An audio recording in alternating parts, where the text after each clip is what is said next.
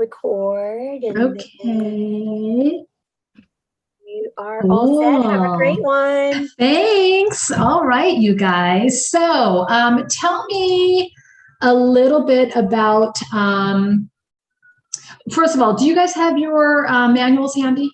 Yes. You do? Okay, great. All right, so we'll go through it. And I'm sure some of the other instructors have mentioned California has their guidelines and their rules and their processes, and some of the items that are in your manual aren't necessarily what we do here in California. So we'll just kind of, I'll mention those as we approach them.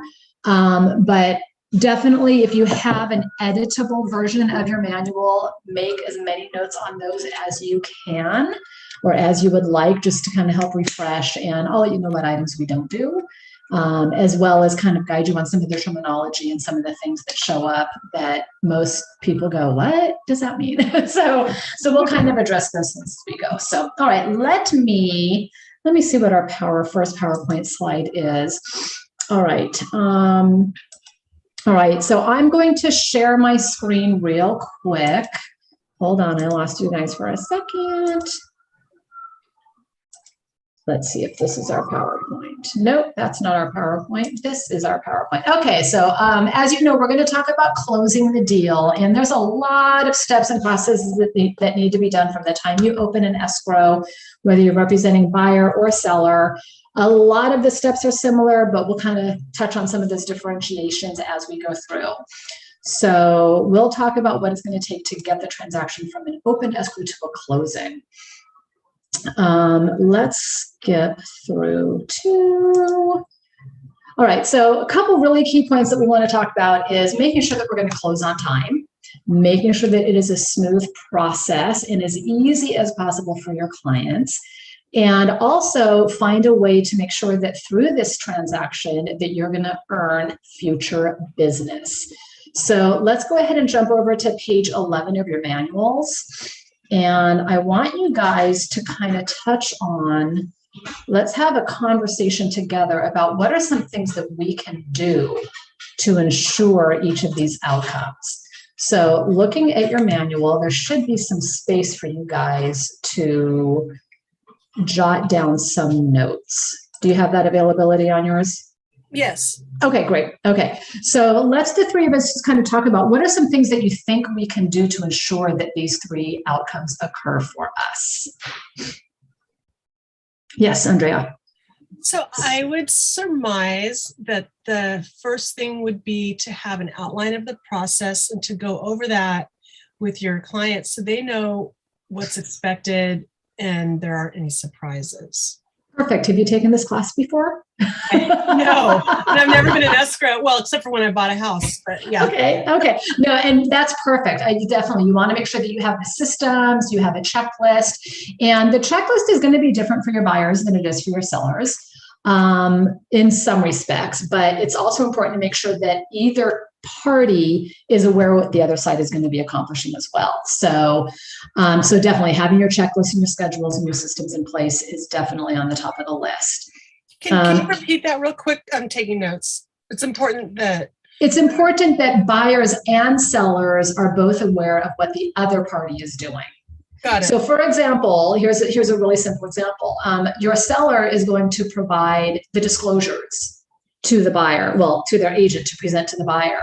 So it's important for the seller to know that the buyer is going to refute those disclosures, obviously, and vice versa. The buyer is going to receive those disclosures. So obviously they need to know when the seller is required to provide them. So that way they can keep track of the timelines as well.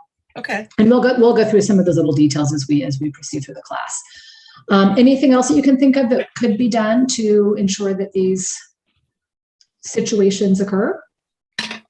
From a future business standpoint, I feel like part of it is just ask for it. Make sure that you put yourself, number one, make sure it's a good experience for them. But then number two, make sure you ask for it. Okay, great. And when would be an appropriate time to ask? At the closing, when you open? What do you think? I almost feel like I kind of feel like you could do it twice. Certainly at the closing, where you're like, I hope you've had a great experience with this. This was a lot of fun for me, and I'm so happy to see you guys get in your home. And if you did feel good about that, I would really, would welcome it and would love it if you could refer any of your friends or relatives to me to guide them through their own transaction. So I think that's like a very natural point to do it. Absolutely. But I think you could potentially kind of in the process, as you're going through it with them, you could kind of subtly bring it up that, when you go through maybe a tough thing or you actually seal the deal and you actually get their offer accepted, it's a good chance to maybe throw it in again at those points, kind of like big crescendos along the way of, hey, I'm glad we got through this. And oh, by the way, if you know of anybody that's looking, I'd be happy to help them through this as well. Exactly. And I really like what you said, that the crescendo, like, when there's a issue that you overcame and now your buyer is satisfied or your seller is satisfied, there's an opportunity. They're happy with you. They're thanking you. They're telling you, oh my gosh, that was so amazing. I can't believe you did that. Then you have the opportunity to say, you know what, this is how I work. And I would love the opportunity, since you're so happy, maybe you know somebody. The other thing too, one of the really key points, you kind of look at, if you know anybody who's starting a family, the wife is pregnant, all of a sudden she sees all these pregnant women all over the place. Well, it's the same thing when you're buying a house. When somebody's buying a house, they start noticing other people who are thinking about buying homes, or you're ready to put your home on the market. You start talking to people who are also thinking of their home on the market. So when you start that process with your client, that's another good place to say, hey, you know what? You're going to run into a lot of people over the next few months that are going to start talking about real estate. You'll be keyed into that. Yeah. And I would love to have an introduction. I would love to be able to help your family and friends with their real estate needs as well. So let them know at the beginning of the transaction. Sometimes it's at the buyer consultation. When you're sitting down, meeting them for the first time and they're signing the BRE, you know what? You're going to talk to a lot of people in the next coming months who are going to be selling. And now that you find out that you are, please introduce me. Call me with their name and number, that type of thing. So there's several opportunities to be able to have that conversation with your clients. So, all right, what else? What else do you think would be another aspect of making sure that these successes occur? How about knowing what the steps are? Having that list in your own mind that you can share. And you're not going to share every part of your checklist with your clients, but knowing what the steps are. Knowing what the steps are. And, maybe even knowing how to handle some of the mishaps that do occur throughout the transaction. Anything else? We're bound to. Well, I think it's really important to set a really strong foundation in the very beginning, like you were saying in the first meeting, about your process and your communication style, your hours of availability, and that would be also a good time to, bring up that too. For sure. And one of the things that I come across that I think is really helpful is, and I think, Andrea, you had touched on this a little bit just as we were saying our introductions, is not only coming from a place of contribution here within the office, but coming from a place of contribution with your clients and having a winning mindset for them. Just it's not all about the systems. It's not all about the asking for the referral, but it's also about the attitude. Well, what I've been telling my people, I'm totally upfront with everybody, and I let people know I'm new and I'm learning things as I go. And I let them know I'm with a team. If there's something I don't know, I will find out. Perfect. Yeah, that's great. Yeah, and I just say I'm learning as you're learning. Good. And I think communicating that to your clients and communicating with your clients about a lot of things, as you learn, express it to them so that they're aware of what you're aware of. Okay. Yeah. For sure. Yeah. And honestly, you cannot over communicate with your clients in that regard. When you learn something new in the process, when your coach and your team gives you the new information, call your clients and share it with them. I'm sure that's the case no matter how far along you are in your career too. Absolutely. And I got to tell you, we talked a few minutes ago about knowing what the pitfalls are, knowing what challenges might arise. I just ran into another challenge this past week that I'd never experienced before in 32 years of selling real estate. Wow. What was it? It had something to do with, let me think, because there's always a challenge. It had something to do, I don't remember if it was possession. Oh, it was details of the rent back. And there were things that had never been asked of me before from my client on the rent back. I'm representing the buyer, and they asked me a question that I did not know the answer to. And so I had to seek out that answer. So even Because after they're going to 30 become like a future landlord if they're granting extra time for them to find a new place. Exactly. Yeah. So we're always learning. Every transaction is a new experience, and you just make note of it and you address it in the next transaction to be sure that it doesn't cause any problems. Well, and I think what I'm discovering too is just because the houses are so expensive now in this market, I think we all have to be patient because it's going to be, a trial and error for the sellers to find a place too. And they're going to be competing against other buyers because they're going to be a buyer too. So absolutely. I think we need to communicate that to the buyers. Yeah. And that's a really good point too, Andrea. This is a completely different market than any market we've experienced in San Diego. And whether it's a first-time seller or a seasoned seller who sold 3 or 4 or 5 properties in the past, this experience that we're going through right now is completely different than anything else we've ever had, where it's seller rent backs or, appraisal contingency removals upon offers or whatever the things that we're negotiating with right now. Buyers and sellers haven't experienced it. For a first-time buyer or a first-time seller, they don't know the difference. But for somebody that has had real estate experience buying and selling before, the client, it's important for us to express to them what happens, even in an escrow, from opening escrow to closing. It's a new experience in a lot of regards. And I think part of our role too is to educate our clients, because these new buyers who've never bought before, I'm treating people that have bought before the same way. Absolutely. Yeah, we just closed a transaction a few weeks ago with a client that we've been working with off and on for the last 30 years.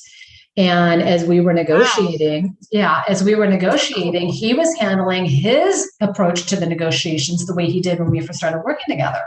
And it's a completely different negotiating game. You can't sit there for 3 days before you answer a client, before you respond to an offer. And he's like, let's just let them stew. And so I had to re-educate him.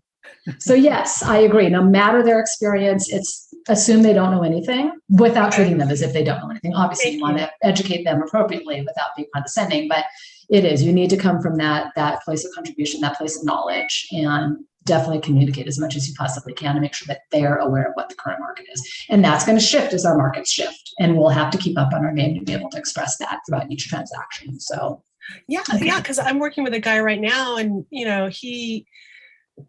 he's bought before, but I had to let him know, before we even go shopping, you need to be pre-approved. Mm-hmm. That may not have been the case when you bought in the past, but it's definitely the case now. Oh yeah, it was. Oh, you want to buy a house? How much? Get in the car. Let's go. Right. Okay, now call my lender after you open escrow. Okay, call my lender after you open escrow. That's how we used to do real estate. Now oh my God, after you open escrow? Oh, wow. Yeah. Because if you look at the contract, I don't know if you remember that first page of the contract, it said, or the second page, the buyer will submit loan application within 3 days of acceptance. Oh my God. That's what it says on the contract. Wow. 3 days or so letter crazy. attached. There's also a little box that you check off that says letter attached. I don't know about you two, but when I'm showing property, I don't even get my clients hooked up with the app or the MLS. Excuse me, wrong phrase. I don't even introduce my clients to the app or the MLS until they have been fully underwritten and approved. Yeah. Oh wow. Okay. I don't even start there, and they can search on their own. They're going to search on all the different websites, but I tell them why, because the competition, and you guys know, you've learned this, the competition is so fierce that you can't be in the process, because when you're competing against 10 or 15 or 30 offers, the seller is going to choose the one that's the best qualified. When they've got 7 that are fully approved and 13 that are not, and you're one of those 13, the seller doesn't want to look at them. Exactly. So yeah, my buyers, and buyers are fully approved. Well, 15, 18 years ago, it was like, oh, you talked to the lender? Great. Well, let's get a pre-qualification letter, even though nothing's been verified. That's all we would do, pre-qualification letter. Right. I know. That was me when I bought my house. Yeah, exactly. So it's definitely every market is different. Every market changes exactly how we play the game. So, all right. Well, let's get back to the topic at hand in terms of other things that we can do. I've got a list, so I can go through them with you, or if you want to maybe come up with 1 or 2 more of your own. I think we might have touched on most of what I've written. Contribution.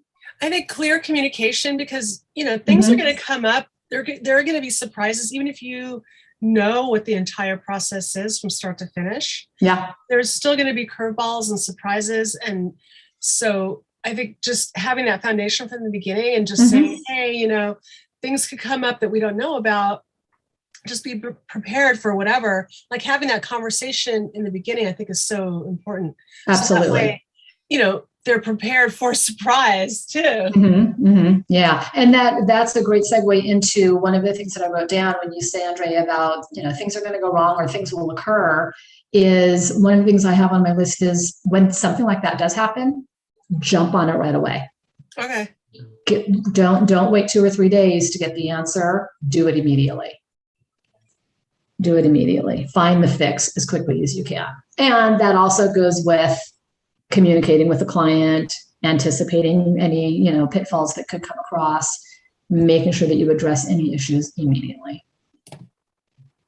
And, you know, with that goes another one that I wrote down was be on top of your game. Don't wing it. Don't make up an answer if you don't truly know the answer, but let them know that you're going to find the answer, as you were saying earlier, Andrea. So great. Okay. All right. Let's see. How about,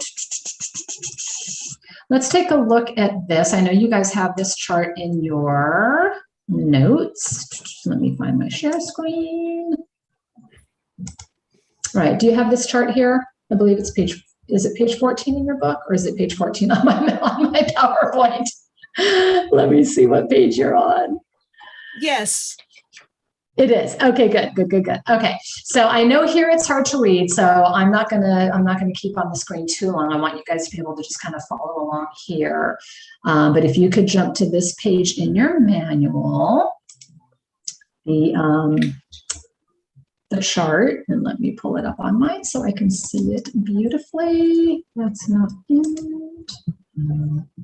Sorry about that. Could it also be the case where like everything goes smoothly, but then one of the parties pulls out during escrow? Yes, that can happen. Give me a scenario that you're thinking of. Well, I'm on these different real estate groups and I keep reading all these different scenarios, and it just seems like people can pull out of the escrow almost at any time throughout the escrow process. Is that true? Not necessarily. So here's what happens. When you enter an escrow, it's rare that the buyer or the seller are just going to change their mind. Which it kind of sounds like that's what you have possibly heard. Yeah, that's what I've been hearing, like people getting cold feet. Okay, so here's what we do when we structure our offers. We make it really easy for a seller to accept our offer, and we make it really hard for the seller to cancel our offer. The seller cannot just arbitrarily cancel the offer. They are bound to the terms of the offer. Now, the way the seller could cancel is there's a couple terms, and of course you'd have to, if a situation comes up, you need to, talk with your coach, talk with broker Bob, but the seller can't just say, you know what, I got another offer and it's $18,000 higher than yours, so I'm going to cancel and I'm going to take yours. They cannot do that. Yeah. There have to be certain contingencies that aren't met, or portions of the contract that the buyer is not performing on. But the seller can't just go, change my mind. Okay. Bye-bye. They can't do that under most circumstances. I'm sure there's going to be a circumstance that Bob could go, well, it depends, because everything depends. But here's a couple of situations where the seller has the opportunity. Let's say your timeline for your home inspection, your investigations comes up. Let's say you have a 10-day inspection period, and all your inspection contingencies are due today on the 15th. And the buyer has not removed those inspection contingencies or their verification of condition, what have you. They didn't check they just haven't done it. The seller then, if you remember on the contract, the seller must provide a 2-day notice to perform, or whatever the timeline is in the contract. Do you guys remember that part of it? Mm-hmm. Okay, yes. It's deep in the contract. I don't remember exactly what page it is, but the seller cannot arbitrarily cancel the escrow if the buyer did not remove the contingency until they have submitted that notice to perform. If the buyer does not remove the contingency within the time period on that notice to perform, then the seller may be able to cancel the escrow. Yeah. They still have, what, it's a 48 days or something? Or It's sorry, no, 48 hours? it's 48 hours. It's a 2-day notice. It's a 2-day notice, unless the contract extends it 3 days, 4 days, 5 days. I've never seen anybody extend it beyond the standard 2 days. It cannot be less than 2 days. The contract will not allow less than 2 days, but it is a 2-day period. Now, that notice to perform can be submitted to the other party 2 days before it's due. Or they could submit it 4 days before it's due and give them a 4-day notice to perform. But it cannot be submitted less than the time period it's due with less than that 2-day period. Does that make sense? Yeah, Yeah. they can submit it early. They can submit it early and give the ample time period as long as it expires the day that it's due. So if the buyer doesn't remove that particular contingency that's requested, then the seller may have the option to cancel. Okay, so that's when the seller can cancel. Other reasons that a transaction cancels is if the buyer is not satisfied with a condition, or if the buyer and the seller cannot come to an agreement about repairs or condition of the property. If the buyer finds out something, maybe there's a homeowners association, they found out that, gosh, you know what, I've got 3 dogs and they weigh 80 pounds each, but there's pet restrictions that limit you to 2 dogs at 20 pounds total. Yeah. So what do you do in that scenario? Well, CC&Rs and all of the homeowners documents, not just CC&Rs, but all of the homeowner documents are a contingency of the purchase agreement. There is a clause that says homeowner documents. And the seller must order those documents within the time period specified on the contract. When the buyer receives them, they must approve those documents within the time period noted on the contract. If there's something that the buyer sees that they're not satisfied with, then they have the option to cancel the escrow accordingly. Okay, so if they have like Rottweilers or something that's not allowed, Exactly. then they can back out. Yeah, then they have the option to cancel. Exactly. Then they'll still get their deposit back and everything if it's within. I can't say that yes, they will, but if it satisfies the terms of the contract, then they should be getting their deposit back. And a key rule on the deposits, of course, saying to the buyer, "Oh, you'll get your deposit back." Yeah. There's some scenarios that could occur that would prevent that from happening. And that's the case where you would have to talk to broker Bob or to your coach just to make sure that you're still within the contract. But if your buyer has not removed that contingency and they cancel the escrow based on that contingency prior to the removal, then they should be getting their deposit back. Like with the dogs. Exactly. Whether it's dogs or, I can't paint my front door red and I really wanted to paint my front door red and I'm not satisfied with this part of the document. So, okay. Whatever shows up in the HOA documents that you're not satisfied with, if they're uncomfortable with a proposed assessment, maybe the HOA fees today are $300, but there's an assessment that's going to have everybody paying $100 a month for the next 3 years. Maybe they're not comfortable with that. They have the opportunity to cancel the escrow accordingly. Okay. Other reasons that a buyer can, any of their contingencies, your investigation contingencies, your homeowners documents, if there's a cloud on the title that cannot be removed, maybe there's an easement that they're not comfortable with, whether it be an easement from the next door neighbor or an easement down their driveway to share it with a lot behind them. There's a number of things that could show up on the title report that they're not comfortable with. If you did not remove your appraisal contingency with the offer, maybe the appraisal doesn't come in. And they're either going to have to come up with a cash difference or the seller won't negotiate the price. So that's another opportunity where the buyer may have to cancel the escrow or their loan falls through. Maybe they lose their job before the loan contingency period is up, their loan falls through, or they get a divorce. We had one where they got a divorce 2 weeks after opening escrow. Oh, wow. Or a separation. They didn't divorce, obviously, but they separated 2 weeks before or 2 weeks into the escrow. They had to cancel. Yeah, so the buyer has way more outs than the seller does. Typically, yes. Yeah. Typically, yes. Yeah. So the seller contingencies could be things like they have to find replacement housing. They say, I'm not comfortable closing escrow. I'm not comfortable with the rent back. I really just need to find my house. I need to make sure that I'm settled in because I don't know where the market's going to be. And what if I can't find something by the close or within the 60-day rent back period? So the seller is finding replacement housing could be a contingency. Okay. So we talked about the notice to perform that the seller typically provides to the buyer if they haven't removed a particular contingency, but the buyer also has the opportunity to give the seller a notice to perform. And that would be providing disclosures because there's a contractual timeline for that. Ordering HOA documents, there's a timeline for that. Finding replacement property. If they haven't done it by the time that period expires, then the buyer can submit the notice to perform. So the buyer is not the only one that has to perform. The seller does have to perform some things as well. Yeah. Okay. So in a case where they're leasing back the property for 60 days and they haven't found a new place, then do they need to renew the contract? According to the lender, if there is a lender, they're not allowed to, because lenders typically require the buyer to occupy the property within 60 days. Oh. Not to say that those days haven't been extended, but you definitely don't want to get yourself in a position where you are performing lender fraud, even though that wasn't the intent at the time. I do know many agents that do. I wouldn't say the agents do, and let me rephrase that. I know that there are some circumstances where the buyer and the seller will renegotiate that lease at the end of that 60-day period. But by then your agency with a client has ended. Yeah. And Robert will say that oftentimes. I'm sure you've heard him in some of the risk management meetings. Your agency with that client ends the day you close escrow, and you are not to give them advice. Right. So don't you they need to hire like a real estate attorney at that point? They could, yeah. And they'll probably, I mean, your clients are going to call you anyways. Trust me. My clients call me all the time. Oh my God, my dishwasher broke and it's been 3 weeks after close of escrow. What do I do? Have you looked at your home warranty plan? You know, that kind of thing. Your clients are always going to call you after the close to tell you about things that are going right or wrong.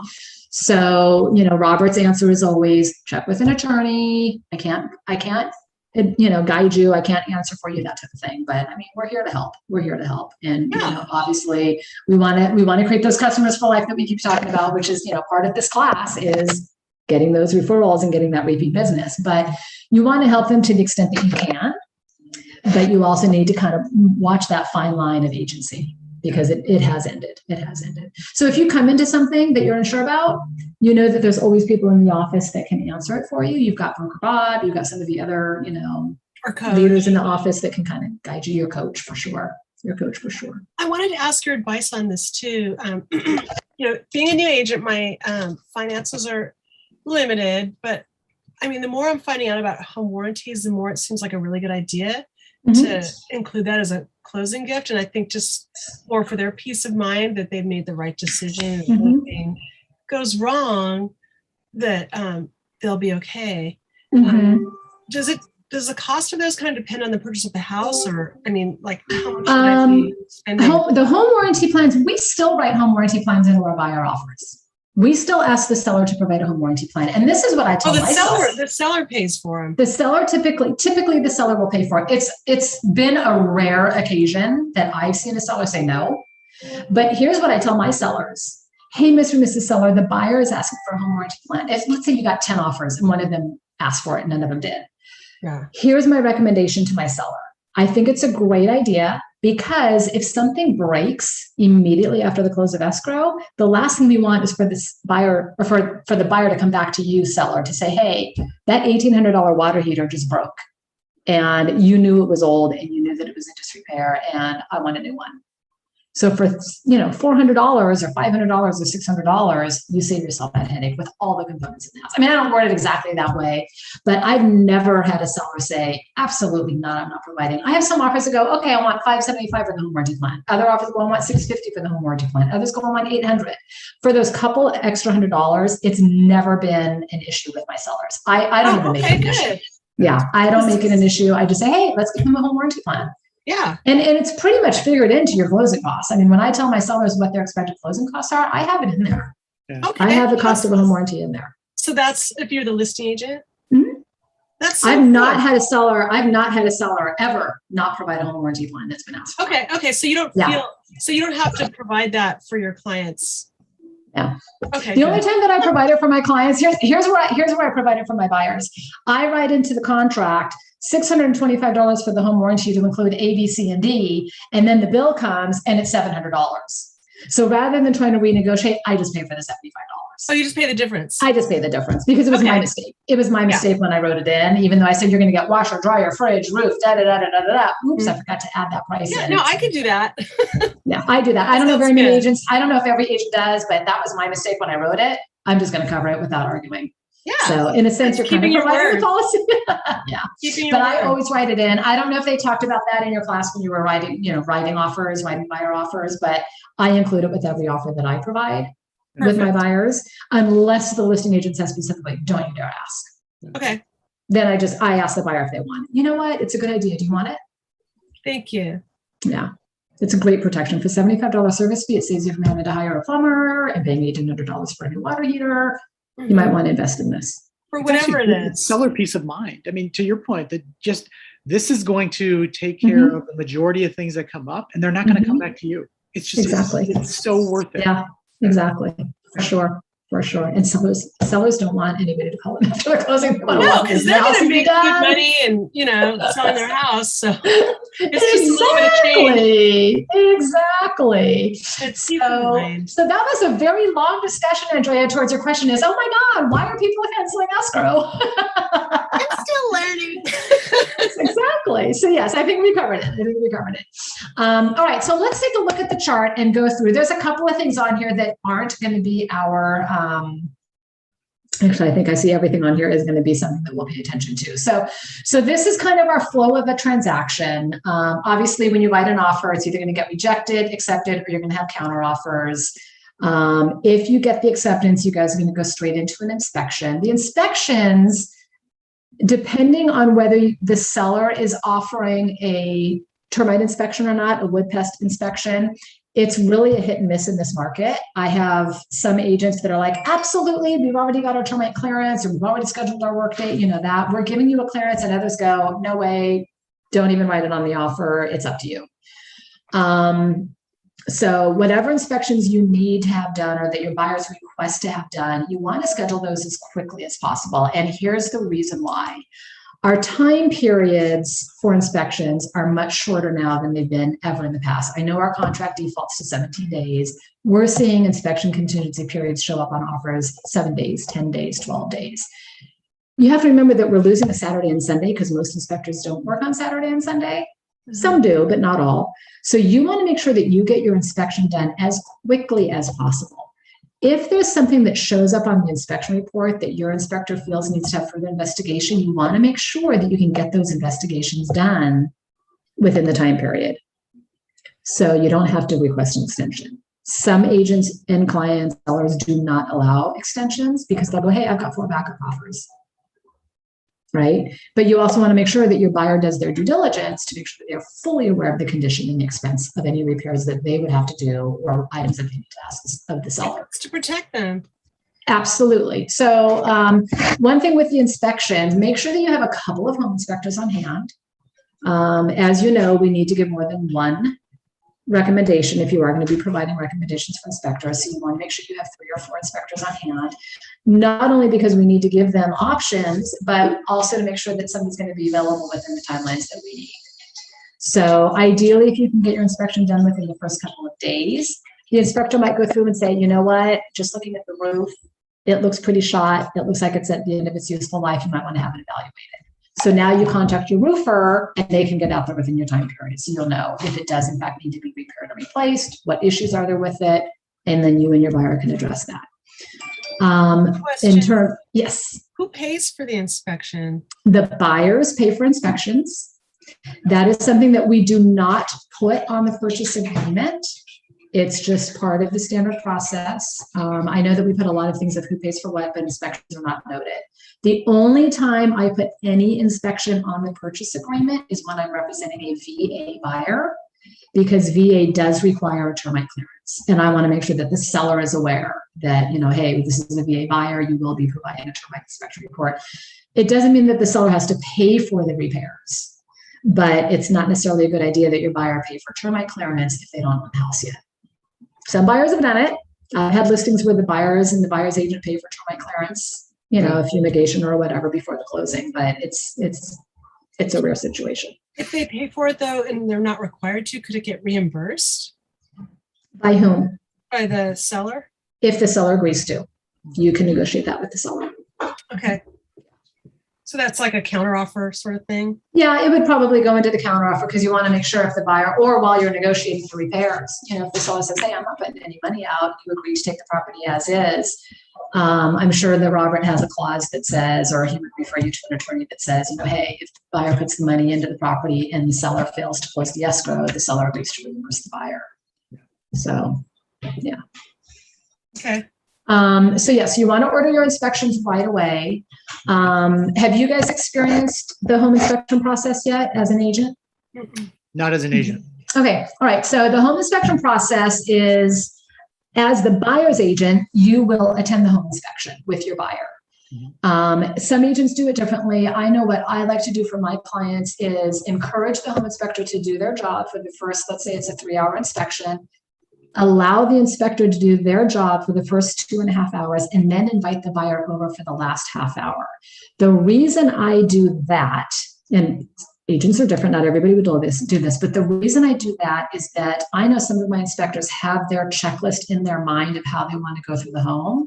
And sometimes buyers like to ask questions in the middle of it and follow around. Oh, yeah, and kind of disturb their flow. And it could throw them off their game, and we want to make sure that the inspector doesn't miss anything. Other inspectors like, come on over, come with me, follow me around, ask me all your questions, crawl into the house with me, go up on the roof and in the attic. Yeah, but some don't like that. So check with your inspector to see. But typically the inspectors that I use, they do like to go through the process alone, and they will always, no matter who the inspector is, whether your client follows them around or your client comes up the last half hour, the inspector will always review their findings at the end. Yeah. They're not just going to walk away and say, oh, sorry, you weren't here, gotta go, read my report. If you have an inspector that does that, find a new one. You want your inspector to be able to communicate to your buyer what the items are. But you will attend the inspection. It's some occasions where the listing agent will say, hey, fine, send your inspector over. You all show up the last half hour. I always like to be there. I can do my AVID before the inspector gets agent's visual inspection disclosure, AVID. Oh, okay. You're familiar with that?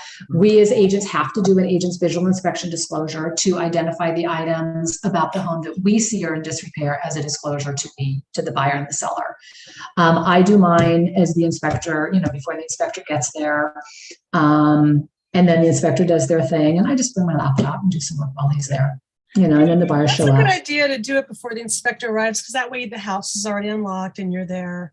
Mm-hmm, yeah. And I think Robert encourages us to do it before the inspector is there. You don't want to follow the inspector around and go, oh, let me put that down. You want to do your own visual. Yeah. Yes, Yeah, my question was, how detailed do you get for that? Because I've bought a lot of homes, bought and sold a lot of homes personally. I always feel like they mail it in. It's very, very, very minimal. And I don't know. I mean, I feel like I've always read it and felt like the realtor didn't really do their job. So I'm just curious, how detailed do you normally get? Here's what I do. I walk around the room. I used to not stand in the room, but I'll walk around the room. If I see a nick in the wall and that's all I see, I'm going to write it down. Okay. If I see cracks in the tile, cracks in the ceilings, cracks in the wall, broken screens, whatever it is that I can visually see. Yeah. Now, it's my understanding that we're not to open cupboards, we're not to crawl into the house. It's what you can see when you're standing in the room. Yeah. Yeah. It's not our job to investigate behind the walls type of a thing. Yeah. I know some agents will take photos of items and include that with their AVID. I don't, but I do. I am as clear as I possibly can be. I know when I do mine, I'm a little more general in the location of things. Like I'll say crack in the wall, but I won't say which wall. My husband, who I work with, and I'm pointing behind me because he's here, he will say crack in the north wall next to the window. Okay. Like he'll get specific about where it is. Okay. If you have a property that's in extreme disrepair and you identify every single crack in the wall, you're going to have an 18-page AVID. Exactly. So, you really want to disclose the items that are visual, items that your buyer may have seen when they were in the property, or as a listing agent, you do the same thing. Just things that you think would affect the value. The material, what is it? The material? Material defects. Defects. Yeah, material defects. I even go in the test. Yeah, exactly. And I even go as little as the sink aerator is corroded. I mean, it's this little tiny thing that's a half an inch big. Yeah. My goal when I do an AVID is to find something in every room. Okay. Something. Even if the peeling of the back of the mirror, you can see where it's peeling out, I'll say backing of mirror is peeling. When it's this little tiny, I mean, if I find it, I'm writing it. Well, to your point, if you do something in every room, it actually kind of says, I went to every room. Mm-hmm. And that's our job. It's our responsibility. Yeah. Yeah. It's our responsibility. And I had one property, it was, I think last year in 2020, it was in Lakeside and it was a mess. Yeah. It had been a rental property for probably 40 years. It was a family-owned property for decades. And I mean, honestly, the cracks in the stem wall. I mean, you could just walk outside to the side yard and see this big, thick crack along the stem wall. The agent said, some deterioration. Or it would say, dining room chandelier or carpeted bedroom. Like, it didn't acknowledge any of the condition. One of the closet doors was falling off its hinges. Carpet in the bedroom. That's all I got. I got nothing about the condition. Just she identified that she had been in every room. Yes, Andrea, you had a question. Well, okay. So is there a form for the AVID that we fill out?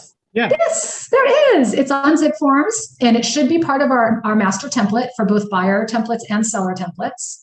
Are you familiar with that? You've been taught how to use those? Yes. Yeah. Okay. I'm Okay. still learning. There is a buyer template. It's agents or a Zip Forms template, agent visual inspection disclosure. When you create a new transaction in Zip Forms, it auto-populates when you go into the master template that the office has created. So it's in there. It takes you room by room, entry, living room, dining room, master or bedroom 1, bedroom 2, bedroom 3. Oh, You okay. identify So the the rooms. form itself is a identifies. guide.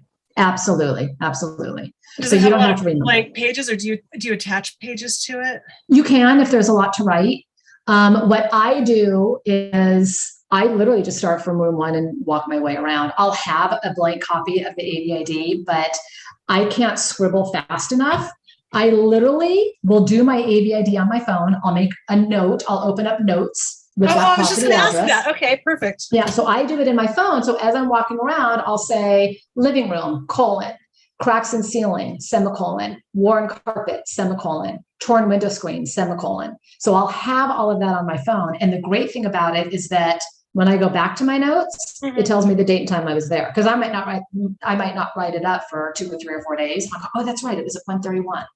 So I can put that because it asks for the date, the time, it asks for the weather. So pay attention to the weather, hot and muggy, windy and cold, raining, whatever the case is. So that way they know, oh, she really was there on that day. So it asks you for the weather. Oh, so you might get a different reading depending on the weather.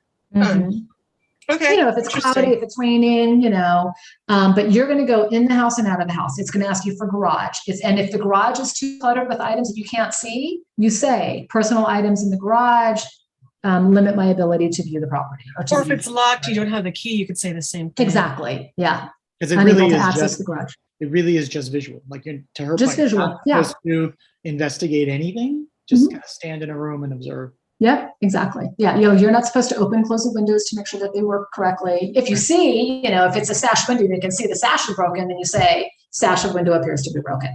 The other thing on your AVID, you're not supposed to give, I don't know what the word is. You don't give it an adjective, large crack in the ceiling, because what's large? Yeah. Hairline crack in the wall. We're not allowed to give it that. Crack in the wall. Just crack in the wall without giving it. Yeah. I was going to say, when we did them, because we did them, Alicia, our coach, had us all do them kind of on our own properties and send them to her. Well, that's a good idea. Yeah, I like that. And it was funny. The thing she gave me feedback there was either say like 4-inch crack, like get that specific, because she's like, or this hole is the size of like a fist or something. She's and a like, small-sized hole. Yeah. Like, and you can say things like, okay, here's something that shows up, and she may have said this to you: water stain in the ceiling. How do you know it's a water stain? Right. You can't. All you can say is that there's stain in the ceiling. Yeah. Oh, okay, good. Yeah, stain in the ceiling. It'd be a good discoloration. If you find black or what you think might be mold or discoloration or fungus, you can't say possible mold. You say discoloration. Yeah. Discoloration. Okay. So you don't give it that identifying. You don't say what it's from, unless the seller walked in and said, oh, see that thing on the ceiling? That was the roof leak.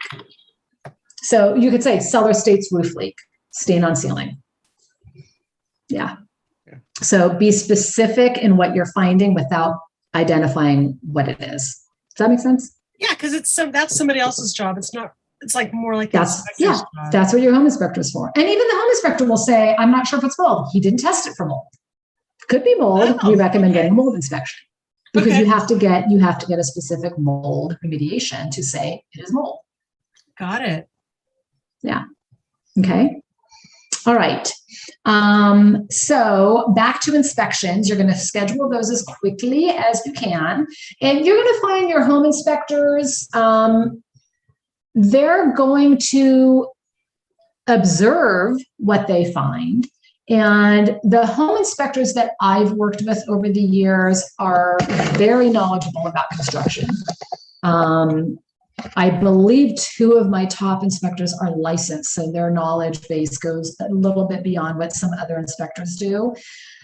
They will tell you verbally when they're having the conversation with you and your buyers at the end, you know what, I saw this with the roof, I'm really concerned, and I highly recommend you get a roofing contractor. They will also, generally speaking, every inspector typically says, roof appears to be at the end of its useful life, or roof has been investigated, there's some worn shingles, recommend a licensed contractor. Every roofer will say that, recommend a heating air conditioner expert, recommend a plumber evaluate, recommend. They're always going to refer to the experts in that field. And it's always my hope that they're going to have a verbal conversation with the buyer about what it is they think it could be or why they encourage you to get that further investigation. Okay. So one of the things, go on. No, go ahead, Vito. No, I was just going to say, one of the things that I think I've learned through personal experience that I want to convey to future clients is just that understand that the inspector is an inspector. They are not the professional for any of those individual areas. So don't expect them to give you all the details of it. They're raising your awareness that there's a deeper issue that needs to be investigated. Because personally, I've always felt a little bit like, well, but they told me there's a thing with a chimney, but now I got to get somebody else. You feel like I already got the inspector, and it's like, no, this is a general inspector. Yeah. Now you need a specific tradesman to kind of exactly, because the inspector is looking for the red flags. They have a general idea of things that are in disrepair that need further evaluation. But, a home inspector isn't going to necessarily, maybe they are by trade, but they're not necessarily going to know every detail about a heating and air conditioning system. Yeah. So they're going to recommend, this is what I see. This is the airflow that I'm finding. This is the temperature differential I'm seeing. Hey, it's not matching up to my experience and my knowledge as a home inspector. I highly recommend you hire a professional in the HVAC field. Yeah. So I think, to me, it's good to kind of let the buyer know that, hey, you know what, they may identify the need for another inspector. Exactly. Yeah. And that's why you want to get it done early on so that you still have 5 or 6 or 7 or 8 more days to call out that specific specialist. Oh, that's good. That makes sense. Yeah. Yeah. So. And that leads to the next part on the chart where it says the inspection can be accepted or rejected. Yeah. And when you go through the report with your client, one of the conversations that I have with them is, even if the seller were going to fix all these items, are you still comfortable moving forward? Or if the seller fixes these items, and I also tell my buyers and sellers, especially my first-time buyers, because I see this glossy look on their face when the inspector is going through the report, and they just start getting very overwhelmed. And I always let the client know, look, whether it's a brand new construction that's just being built, or it's a home that was built in the 20s, every home is going to have something. So whatever that's good that you said that, because I think I'm going to borrow that. Yeah, every home is going to have something. Could be little things, could be big things, could be a combination. There could be a list of 3, there could be a list of 30. But whatever is on there, if it's fixable, then that's when we have a conversation with the seller, and that's where you decide if you want to proceed. So, we did a condo a couple of weeks ago, and it was probably the cleanest inspection I've seen in I don't know how many years. There were like 8 things on there. And they went, oh, this is really cool. Like, I was really thinking there was going to be a list of 30. And I'm like, see, I had that conversation. So their expectations weren't overwhelmed. Had I not had that, they would have been, oh my God, there's 8 things. What are we going to do? So I do let them know, don't be alarmed by anything. It's the inspector's job to discover what is right or wrong with the property. And as we go through the report together, you'll determine which items you want to ask the seller to repair, which items you want to repair yourself, or if there's things on there that you go, there's no way I can live in this house under these conditions, even if it's fixed, I can't do it. And then they know they can cancel the escrow accordingly.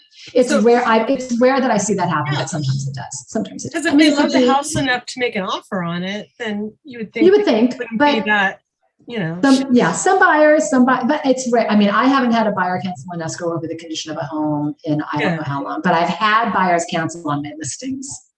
I have another question. So yes, it is an expense that the buyer has to take care of.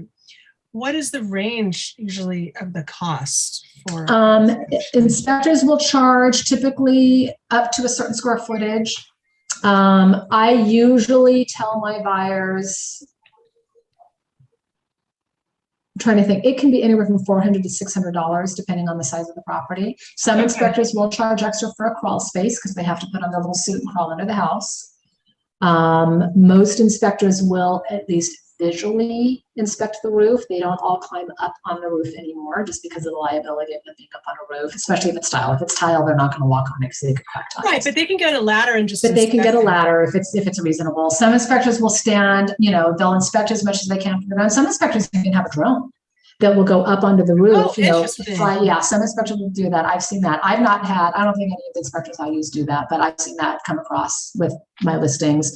Every inspector has a little bit different way of doing it, but they typically charge a certain amount up to a certain square footage, and then they just add if you want them. Maybe they have a contact that can do a roof inspection at the same time, or they can do a pool inspection at the same time, or they have access to a plumbing scope, a camera scope.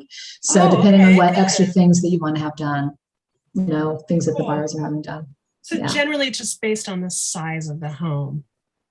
Yeah. Okay. Now, what about the appraiser? Who pays for that? The buyer pays for the appraiser, and that is done through the lender. The lender will typically order the appraisal within the first few days, especially because the appraisal timelines are either shortened or removed. So the lender orders the appraisal, and they will charge the buyer's account for that. So I'm pretty sure that the buyer pays for that in advance, from what I recall. But it's included in the loan costs? No, it's included in their closing costs of the loan. It's not, they don't build it into the loan. It's part of their closing costs. Okay. Yes, Vito. Amy, if you're going to shorten the appraisal period when you're submitting an offer, do you need to clear that with the lender in advance, or how does that work? I do. I always clear that with the lender when I'm representing the buyer. I will call up my lender and say, hey, I'm writing an offer for this client, and the agent has already told me that there's 17 offers and they want us to tighten up our timeframes. What's the best you can do? Okay. I did have one transaction recently that we normally do a 10-day appraisal, a 14-day loan, and a 21-day close. I'm sorry, a 17-day loan and a 21-day close. This particular transaction wanted a 14-day loan. And I called my lender and he goes, yep, I can do it. Okay. I've had other lenders go, no way, I can't meet even in 17 days. You need to give me a 21-day loan and a 30-day escrow. Okay. So that's why whatever you put on there, just make sure that they're aware. Yeah. Okay. And then I did have one lender that I've worked with said, yeah, just put it in the contract. And if I needed to get an extension, I'll get an extension. And I said, no, that's not how it works in this market. Because if I don't perform by their deadline, the seller can submit a 24-hour or 48-hour notice to perform. And in the meantime, my buyer spent $500 on inspection, $700 on the appraisal, and now they have to cancel because they can't perform. Yeah. And I'm not going to put my client at risk for that. So if your lender says, just put it down, I'll get an extension. Mm-mm. Okay. Find yourself a lender who's going to meet the timelines, or who can assure you that what they say is what they're going to do. Good. Okay. So, yeah. So the buyer pays for inspections. If the seller is to provide a termite report, they'll provide that. They need to order that within 7 days. And once the inspections are done, I know the contracts say as is. However, items show up that people aren't aware of. And it's not uncommon for a buyer to submit a request for repair. So when you're representing your buyers, and as you gain experience, you'll be able to work with your clients on the items, that they, I don't want to say that they should or shouldn't ask for, but, there's certain things that you'll learn. Sellers never do this, and sellers always do that. Oh my gosh, this is unknown. Oh wow, this is safety. What I try to encourage my clients is to really focus in on the safety features. If there is holes in the firewall between the house and the garage, we want those types of things protected, because if they move in that night, there's a fire in the garage, we want to make sure that they're protected. So we ask for those very hard safety items. Things that I don't typically, my buyers don't typically ask for, are things that were cosmetic. Cosmetic for sure. Like if there's a torn window screen, we knew about that when we walked through, or we should have been aware of it. I mean, we wrote our offer accordingly. If we know that That the comes globe up in light, the visual inspection, right? well, and it should be evident enough. Like maybe there's a crack in the globe that covers the ceiling fan light, and there's a big crack through it. When we walked through the home, we really should have been aware as we were looking at it that we can see those things. If you see a big crack down the side of the house that didn't appear, that isn't caused from a foundation issue, pretty good chance that we knew it was there because we looked at the house. If there's cracks along the driveway that aren't dealing with foundation issues, we saw those when we walked in. So things that should have been evident as we were looking at the home the first time, that's how we based our price. That's what the seller was aware of when they went into escrow. Items that are discovered during the inspection, if there's major foundation issues, or if the roof is leaking, or if there's a plumbing leak under the sink, things that should be attended to pretty urgent, especially plumbing leaks. If there's a plumbing leak, call the agent right away. If you're the buyer, hey, we were at the house, there's a leak under the sink and it looks pretty active. Just want to make you aware so it doesn't cause any further issues. So that way the seller can address it, because the last thing you want is for a mold issue to arise because we didn't talk to them for 2 weeks. Okay. So, but you'll learn, and your coach will guide you as you guys start writing up your first couple of requests for repairs. And same thing when you're representing the seller. When your request for repairs comes across, let the seller know, yes, the property is sold as is. We understand that. We know that we took their offer because they were the highest offer and they said that they weren't going to ask for anything. But sometimes circumstances come up that we're not aware of. The inspector was in the attic and they saw the stains in the roof, from the roof. So we need to have a conversation. So, and again, your coach will guide you guys on how to handle those negotiations. So now, regarding the appraiser, like what's the range for appraisers? Is it like around 500 or 600 or more? 500, 600, 700. Yeah. And that should be part of the sell of the, that will be part of the lender's disclosure. Okay. The lender is required to provide a cost of closing costs to the buyer within a few days of opening escrow. So that will be on there. And even when they have their initial conversation and the buyer's meeting with the lender to go through their pre-approval process, the lender will guide them as to what their closing costs should be. Okay. So yeah, and then the buyer should be right. And you just remind them, by the way, we just opened escrow. The lender's going to order the appraisal, so be prepared for that conversation. You'll pay for that up front. You'll pay for the home inspection. So do the appraisers come in after the inspectors so they look at the inspection report? No, they don't look at the inspection report. That's why we don't put the inspection on the purchase agreement. When we type up a purchase agreement that says who pays for what, there's a lot of blank lines in there that you can go. Home warranty plan, well, that's in there. Termite report and clearance is a line item that you would add. I don't ever put buyer to pay for home inspection report. If it's written in the contract, the lender has the opportunity to look at it. And if the lender looks at it, they might demand that those repairs be completed, even if the buyer and seller don't agree to have those repairs completed. Oh, wow. So, yeah, I can see why you want to include that. Yeah, and the lenders don't ask for the reports, but if you put it in the contract, they could ask. They could ask. So, and that's why when I write my offers too, we were talking about the VA buyers getting the termite inspection and report noted, termite report and clearance noted in the contract. The lender is going to require it for VA, but if you write it into the contract for a conventional or an FHA, they're going to require it. And they're going to require the repairs to be done prior to close. Don't put the inspection report in the contract, or what was it called again? Pest inspection? Yeah, when the inspection report is completed, don't put it in the line items for the contract. You don't put, when you're writing your offer, you don't put the inspection report as a buyer expense. Okay. It doesn't go in the contract at all. Well, you're not going to know what the inspection report is at that time anyway, right? Exactly.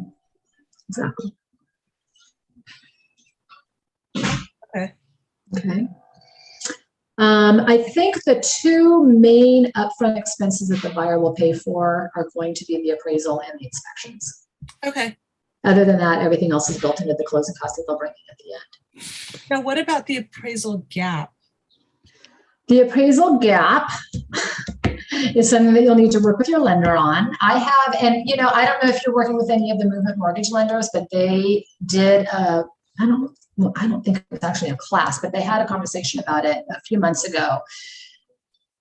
I know that when there is an appraisal gap, let's say your sales price is 800,000 and it appraises for 750. Depending on how you've structured your offer, some agents not require, let me rephrase it. Some sellers submit a counter offer that will say, if there's an appraisal gap, the buyer agrees to pay the difference up to X amount of dollars, whatever. I think I've only had one transaction with a buyer that did that. And lo and behold, the appraisal came in exactly to the dollar below what their amount was going to be. They offered to put $10,000 in, and the appraisal came in exactly $10,000 under. In fact, I was doing the transaction with Bridget Potterton. She was a listing agent and I was the buyer's agent, but it came in exactly 10,000 under. So, in that case, and that's a conversation that you have with your clients as you're showing them property and writing the offer. I always explain to my clients, or backtracking to previous classes, which you may or may not have heard from other agents in this regard. Because I missed a couple.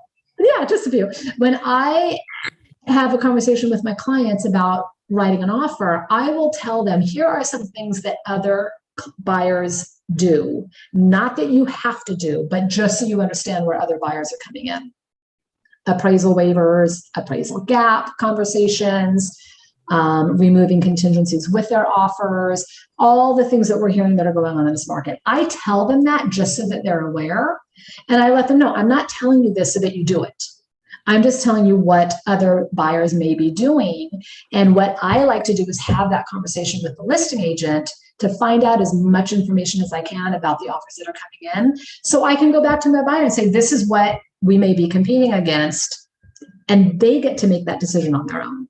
Oh, I good. don't You say to advise them, them. yeah, I don't say to them, you know what? The other buyers are doing this, so you need to do this if you want the house. Because that's not always the case. That's not always the case. Sometimes they're offered stronger in other aspects that those things aren't going to be needed, but I let them know that so that they can at least make an informed decision. If the agent tells me, sometimes the agents don't tell us, but depending on the relationship I have or depending on who the agent is, I just provide that information to buyers, just so they're aware of what they're competing against. Yeah. But the appraisal gap, it's really a sticky issue with the appraisal gap. Fortunately, one transaction I had this year that the appraisal gap, I think it appraised like it was only a $600,000 property and it appraised for $60,000 less. Wow. Fortunately, the buyer had a large enough down payment that the lender was able to restructure the loan. I think it was paying like 25% down. The lender was able to restructure the loan to have the buyer put down 15%. Oh, and then the rest. And the way he restructured the loan, it was going to cost the buyer an additional $5,000 in cash beyond his original thing. I don't remember exactly. I mean, it was the most incredible experience I had working with a lender on the appraisal gap. The payment was going to go up $5 a month. Oh, wow. And the out of pocket was going to go up $5,000. And I can't remember how. I think it played out and he was going to prepay the private mortgage insurance because it was a lower down payment. Fortunately, I was able to negotiate that with the seller. And I got an $8,000 credit back to the buyer to cover the $5,000 out of pocket and the $5 per month over the life of 15 years of loan or something like that. Wow. So in the end, the buyer was equal. And for the seller, it was like, oh my God, if I have to put it back on the market for a $60,000 price reduction, the buyer was thrilled. He's like, I don't care. I want this place. Wow. But I didn't tell that to you. So they were motivated. And that's the thing. I mean, you've got to have a lender that's going to work with you. You've got to have a lender that's going to provide the information to the buyer. And you have to have the straight conversation with the buyer. Look, this is where the appraisal was. Are you comfortable moving forward? Are you comfortable restructuring the loan? Do you want, and I talked to the agent on the other side before I said to the buyer, I'm going to see if I can get you a credit. Because if you can't get them the credit, then the buyer is going to feel so dejected. But you try to handle these things, anything that doesn't require the buyer's input at that point.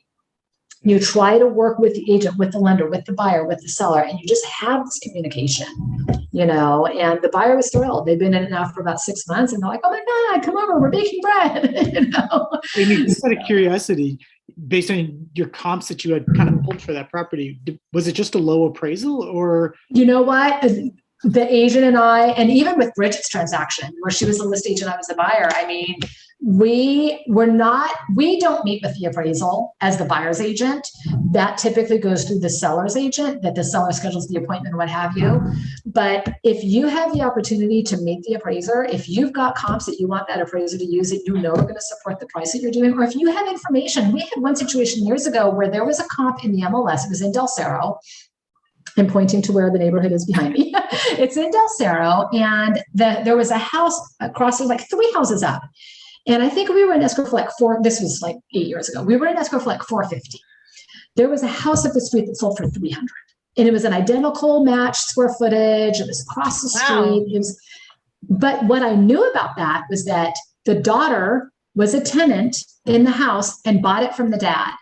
And the dad had an agent friend who was just handling the disclosure and the legal, I don't know why, just do the father or paperwork. child, but they were handling it and they put in the MLS with no disclaimer that the property was discounted $100,000 because it was sold to a family member.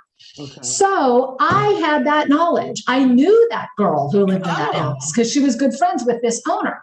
So when we had the appraisal, we said to the appraiser, oh, this comp across the street, the daughter bought it from the father after having lived in it for 8 years, and he discounted the property 25% accordingly as a family discount. That helped. Otherwise, mine would have been priced at $400 instead of $450. Yeah. So any information you have, that house that sold, $80,000 less, there was a cracked slab. So the seller dropped the price to accommodate. Whatever information you have that you can give to the appraiser, and it's not coercing the appraisal. It's just acknowledging and making the appraiser be aware. Sometimes listing agents on those properties, the appraiser will call around. Hey, I've got this comp. Can you tell me more about it? Was there any condition about the property? Some agents never call back. Okay. Or some agents go, not my problem. I close that one. I don't want to talk to you. So, and then I've gotten calls like that as the buyer's agent. Hey, I tried calling the listing agent. They were really rude to me. Could you tell me anything about the property? And I'll tell them, oh my God, it had shag carpet and it was, crack in the slab and the roof was leaking and the appliances didn't work. I mean, I'll tell them what I can because I know they need that to appraise the next property. So as the buyer's agent or as the seller's agent, it doesn't matter who you represent. Find out from the listing agent, when is that appraisal going to be done? I'll meet them with my comps. Or I'll ask the listing agent, hey, do you have comps that are going to support the price? I can't find any. My buyers with the offer because I wanted the house. Help me with comps. So I will meet the appraiser there. And that really works well. And if I had the listing, I had one property that sold $200,000 over ask. I had 4 offers at that price. I'll walk up and show that to the appraiser. Your daughter was calling. I'll show the appraiser, look, I've got 4 offers right here, and I'll give them the contract. I said, I don't know if you can take that to the bank or not, but you want to talk about market value, there's your market value. Yeah. And they can do what they want with it, and we've never had an issue with that when I've done that. Cool. And they'll go, oh wow, 4 people wanted this house at the same price. Okay. And Yeah, what you're doing is you're giving the appraiser just additional resources to exactly do their job. Exactly. And I've heard appraisers say, because we've had appraisers speak at team meetings, they say, no, we can't use anything like that, but I'll do it anyways. It just helps, especially if it's like an older home and there aren't a lot of strong comps to support it.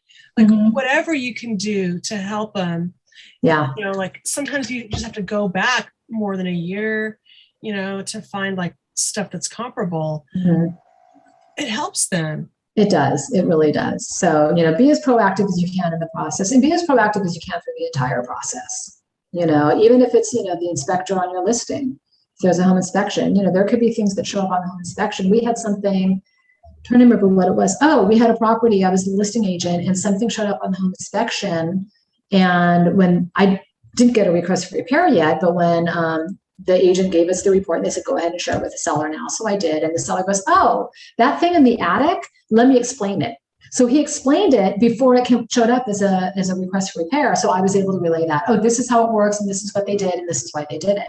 Oh. And the agent was like, oh, thank you. We were going to ask for that. We had no idea what it was. That's good. So, be as proactive as you can. And that's, that's the key in your successful closings. Communicate, find out as much as you can, be proactive, be engaged. One of the things that you really want to be mindful of as a listing agent is, even though you're not working with the buyer, you're not working directly with the lender, be on top of the lender. Be on top of the lender. Make sure that the lender orders the appraisal within a timely manner so that they can meet the appraisal deadlines. Okay. and don't hesitate. And a good lender will communicate with you in that capacity. You should get an update every week or a spreadsheet, a little, checklist that they send you. I have lenders, on the other side that are representing the buyers or on the listing. They'll send me an update list twice a week, once a week, whatever it is, to say, here's what we've done, here's what we're doing, here's what we've got, this is what's going on. Find out as much as you can. Find out as much as you can from that lender. Hey, did you order the appraisal? I haven't heard from them yet. Or, just want to double check that you guys have submitted such and such to the transaction. Hey, we're getting ready to close. What are your pre-funding conditions? The little things that need to be met. Pre-funding conditions. Okay. I didn't know that.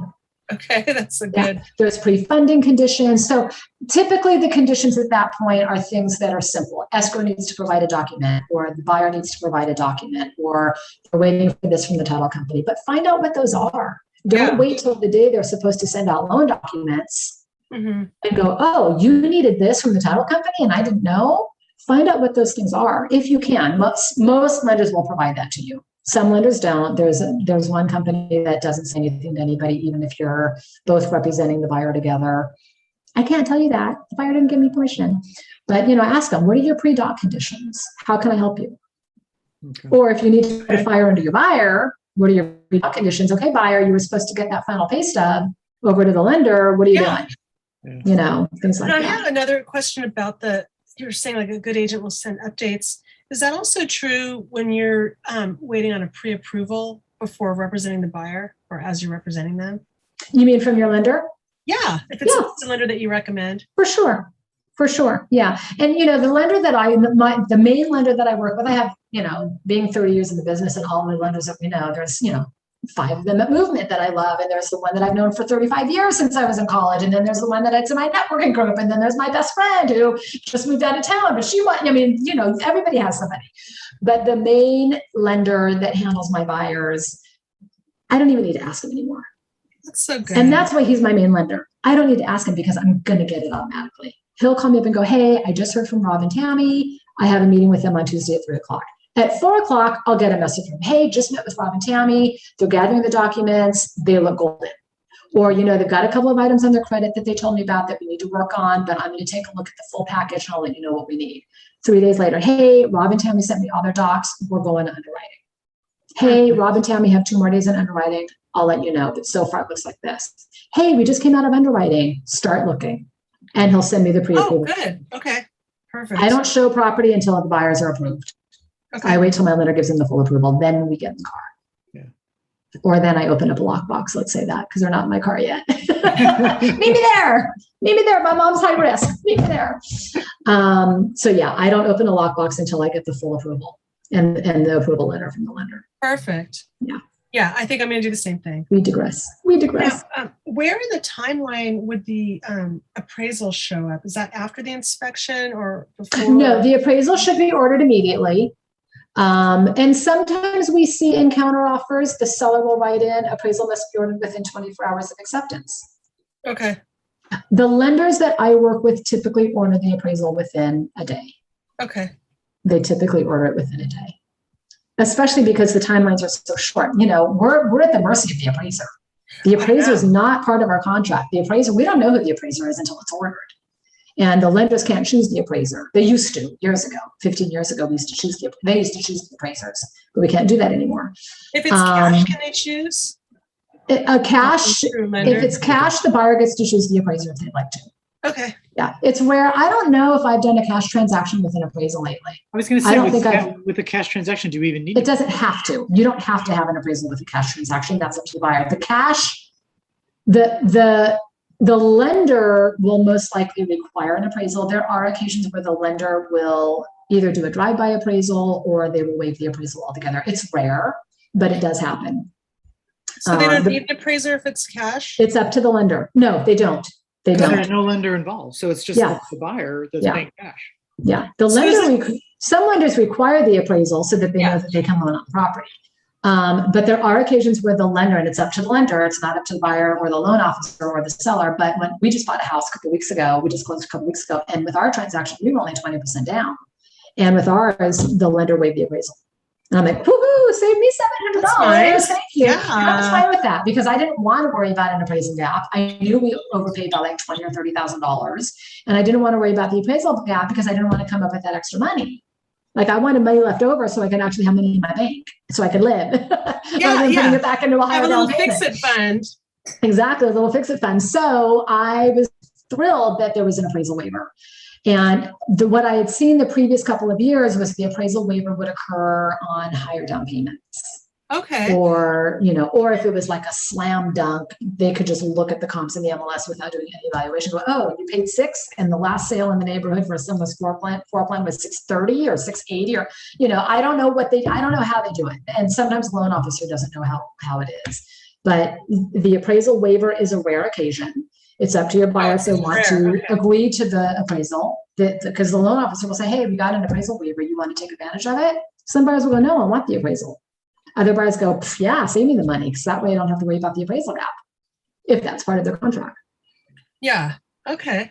So the appraisal and the inspections are two independent experiences. Right. One doesn't wait for the other or vice versa. Okay. You just order them right away. Yep, you order both right away. The only time, and we used to years and years and years ago, we used to wait for the appraisal until the buyer did the inspection. Because, you know, back then we were doing 17-day appraisals. We're like, woohoo, we've got time. Let's do our inspection first. And if the house isn't falling apart, then I'll go pay for an appraisal.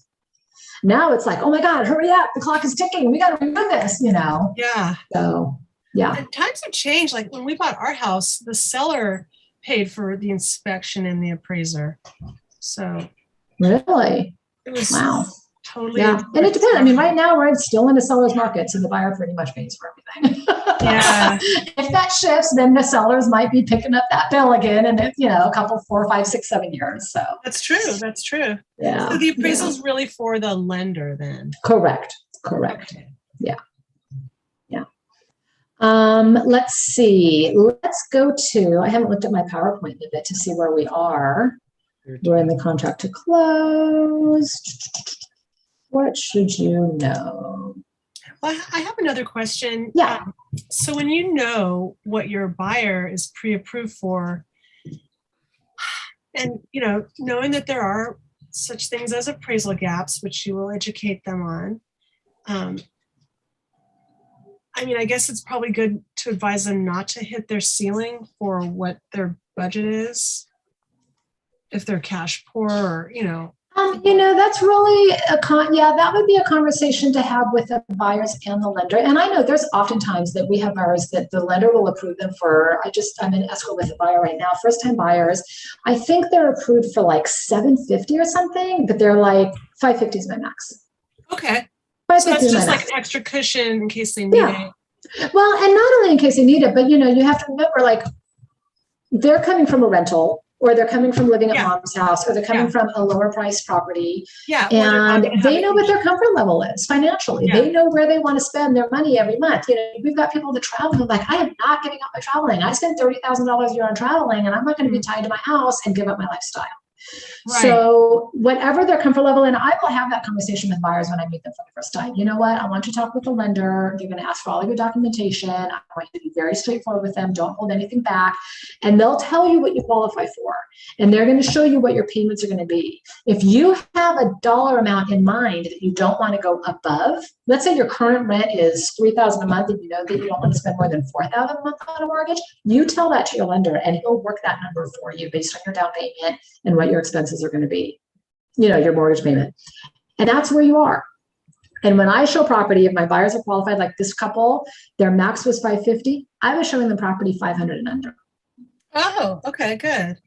I was showing them $500 and under. There was an occasional $525, and I would keep track. Like if I saw a property come on the market for $525 or even at $550 and the last comps were $450, I'm like, let's go look. This is ridiculous. We're going to go look. There's no way it's going to sell for $550 when they're asking $550. But for the most part, I always bring my buyers down $25,000, $50,000, depending on where the price point. If we're hitting the million, I bring them down $100,000 under because of the overbids that are occurring. Okay, and that gives them cushion to overbid. It gives them some room to move. Exactly. Okay. Exactly. Thank you. Yeah. And not all agents have that philosophy. That's worked well for me. I have had clients, and even with this couple that they called me and they go, oh my God, we just saw this condo that came on the market for 580. And I pulled up the comps and I would just say, oh, just want you to know that the most recent comps are 580 to 600. Are you sure you still want to see it? Are you guys prepared that if the offers do come in at that point, you're willing to make that offer to make it happen? Nope, never mind, forget it. Or you know, we like it enough. Yeah. Or no, you know what? This is the complex we really want and we're willing to spend that extra money to get it. Right. So you always let them motivated. choose. Yeah, you always let them choose. But I've had that conversation with many clients. And some of them go, yeah, let's go for it. This is a neighborhood that I really want. My sister lives around the corner. I'll pay whatever it takes. I will pay that extra payment for that house. Yeah. Obviously, if they're qualified. And also too, with the condos, they also need to have it in their budget to get the HOA because that's built in. Yeah, that's built in. The lenders usually do a $300 HOA fee. I've even gotten down in the nitty gritty on my buyers that are like this close. I will go down as far as, hey, lender, if the HOA fee changes by $25, how much do we need to reduce their purchase price? And I will get a chart from the lender. Hey, if the price is 500 and the HOA is 300, this is what you afford. If the price is 500, but the HOA is 325, drop your price to 480, drop your price to 470, drop your price to 460. So I'll get that. I'll get that from the lender if they're marginal. And that's really with the buyers that are squeaking into the market. Right. Really squeaking into the market. Yeah. Okay. Yeah. All right, let's see. I would like to go over page 15. Okay. This is a really good step, somewhat of a step-by-step process. Is that the contract to close checklist? Yes, steps in the basic contract to close process. Starts with offer, acceptance, counteroffer, rejection. So this gives you a pretty good idea of what the major steps in the transaction are. There's definitely going to be some little steps in between all of those. Some things you won't be involved in. So obviously you're negotiating, you get counteroffers, you either get the acceptance or the rejection. We talked about inspections. We talked about submitting a request for repair. One thing you want to be mindful of is that when you are negotiating on requests for repairs, once the buyer and seller come to terms, you want to make sure that the buyer removes that contingency immediately. It puts everybody at ease. The buyers or the seller and the seller's agent know that you're moving forward. If you're the seller representing the seller and your buyer and the seller have negotiated on the request, ask the agent. Typically what I do when I'm negotiating a request for repair for a seller, I'll submit the response and I'll submit a copy of the contingency removal form, which is a form on zip forms. I'll submit that with it. And I'll check the box that says buyer investigations. What does that mean? There's a form on Zip called contingency removal. And on that form, have you guys seen that? No. Let me see if I can pull it up. You've seen it, Vito? Yeah, Alicia. Alicia provided it to you? Yeah. Let me see if I can pull it up and show it on the screen for you guys. So when the buyer's ready to remove a contingency, there's a form for it. There's a form for everything. There's a form for what inspections is the buyer going to get. There's a form for how are you going to fix my house? What requests of repairs do I want? There's a form for removing a contingency. There's a form for this and that. I mean, everything's a form. Let's look at a contingency removal form. I've got a few on this client. Okay. I'm going to share my screen. This is the form, Andrea, if you want to look at my screen. Okay. It's called contingency removal. There's sometimes 2 or 3 or 4. I'm working on number 4 for this client because we didn't get all the HOA docs, so we couldn't remove that contingency. But you put in everything it is. It's contingency removal 1. You check off what form it's attached to or in response to, whether it's the purchase agreement or a request for repair response, whatever it's called, and you fill in the details. And you check off what it is. So when I'm sending over the seller's response to the request for repair, I will fill out the top portion, and then I will check what it is the buyer is to remove at that moment. It could be the appraisal. It could be the buyer's investigations up here on number 3. It could be the CC&Rs. It could be item B, everything except loan and condo plan development disclosures. It could be everything. So I send this with the seller's response to the request for repair. They don't always sign it, but I send it anyways. And I see it come across most of the time when the seller provides a response. Okay. They'll send it to us. That's your way of just trying to keep it moving and Just obviously to keep get the things thing flowing. removed as It also seems a little aggressive too. No, this one's not. I'll tell you what people think are aggressive. The Okay. notice to perform. Oh, Every time I have sent a notice to perform, sorry, Broker Bob, but I blame it on you. I'll go, you know what? I hate sending these because they're very aggressive and that's not my style, but my broker requires it. I see. Or I don't say requires because he doesn't require it. My broker insists that I send this over.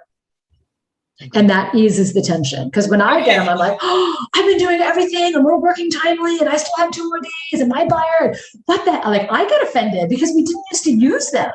But I just go, you know, my broker really insists that we use this. I'm so sorry. I hate to do this. But I'll call them and tell them. I won't just send it. I'm like, you know, our timeline's coming up and we gave you a 3-day extension. And my broker's really insisting that I send this to you. And then like, okay. I've only had one agent flip out on me. Like really flip out on me to the point where I thought she was going to advise her client to cancel. But yeah, so this is the request. This is a contingency rule. This is not offensive at all. This just, it's part of this. Your buyer has to sign this. I was gonna say they have It will not be a complete file without this signed. Yeah. Okay. This is one of the requirements that Broker Bob and Mark Miller want to see on our transactions. So this is just like what the buyer's comfortable with removing? Well, what items have been satisfied? You know, sometimes the buyers go through their final removal contingency. Like the one that we're signing now is buyer hereby removes any and all contingencies because we just got the final HOA docs on Thursday, I think. So they're due today to remove all contingencies on that. We click that. Sometimes the buyers are nervous as all heck, but it's our job to provide the information to them so that they understand why. It's our job to say, look, your lender has already given you the go-ahead on the loan. Your appraisal is already in at value. You and the seller have already agreed on all of the requests for repairs, and you're satisfied with that. You've come to an agreement. You've approved the HOA docs. You've got all the disclosures that you know exactly what's going on. Title report is clear. What's the concern? Let's have this conversation. Tell me what you're concerned so this is kind of at the end once everything has been satisfied. Yeah, this is at the final contingency period. And you know, if you don't make it a big deal, if you don't make it a big deal, the buyer's not going to make it a big deal. And I'll say to them, you know what? Loan contingency is due in 3 days. Let's have a conversation with your lender and make sure that the lender has everything that they need so that they know that it's safe for you to remove that loan contingency. Okay. And the lender will send a message, safe to remove. Remove it now. Okay. Go ahead and do it. The only thing we need is your final pay stub or, you know, whatever. Yeah. So if you have a good lender and they know what they're doing, they know what little details or what idiosyncrasies, they're not going to have the loan documents yet, but they know what items are going to be needed. You know, if there's something like, oh, you had a child support lien and you have to pay $18,000 of that child support, I'm not sure that you're going to get this loan. Don't remove the loan contingency. Yeah. Don't remove it because you could lose that $30,000 deposit or that $10,000 deposit if you don't. You know, or if you remove it, then you can't perform. So working closely with your lender is the key. Your lender should be able to say, hey, you know, Vito, I'm really concerned. This guy, we just found out that there was a lien against him, or there's a lawsuit, or, you know, his job, you know, like I talked to his boss and he might not be employed in 2 months, you know, whatever. Like you want to have that conversation with your lender freely. Your lender if they're good to go, this is just to keep things moving. It's just, it's part of the contract. This is not an offensive in your face. It's just part of the system. Got it. It's just like signing a disclosure. It's like a checklist on your to-do list. Exactly. Okay. Good. Yeah, it's a good one. And your coach will guide you through. Figure out. Because I wasn't sure if this was for the beginning or for the end. So thank you. Yeah, for sure. Okay, let's close that. All right, let's go back into the process. All right, so let's take a look at inspections. We talked about title. If you have not already taken a title class and learned how to read a title report, I would highly recommend you do that. Most of the title companies will offer a class. They used to offer tours of their offices. I don't know if they're back to doing that now that COVID is somewhat lenient on our social distancing, but I would really highly recommend you do that and learn as much as you can about what is a title report and know what you're reading, because your buyers and sellers are going to have questions. And it's our responsibility to look that over. And, you know, I've had situations show up where I'm like, oh my God, I've never seen this on the title report. Call your escrow officer and title officer and say, hey, what is this? I mean, even still, I'm seeing stuff that I've never seen before. What is this and what are we doing about it? I'm concerned about number 4, or I don't understand what number 7 is. Can you please explain to me what we need to do? And they'll work with you on it. Is there a title company you'd recommend, like for someone like me, to reach out to and say, hey, I would love to take a class just to become more aware of what, Fidelity, First American, Chicago, lawyers, all of them are good. Okay. So Yeah. whoever like our title rep is, they would have possible. The title reps host classes, just like Movement Mortgage host classes. Okay. The loan officers host classes, the title reps host classes. I don't know if Justin over at A Plus ever hosts title report classes or escrow 101s or anything, but you guys should really take it. I mean, your coaches can guide you on some of that stuff, but it's really a good idea to really dig in with some of the service providers. Yeah. I mean, take the Movement Mortgage classes. Those guys are so brilliant, and they have so many great opportunities to teach and to guide and to communicate with you guys.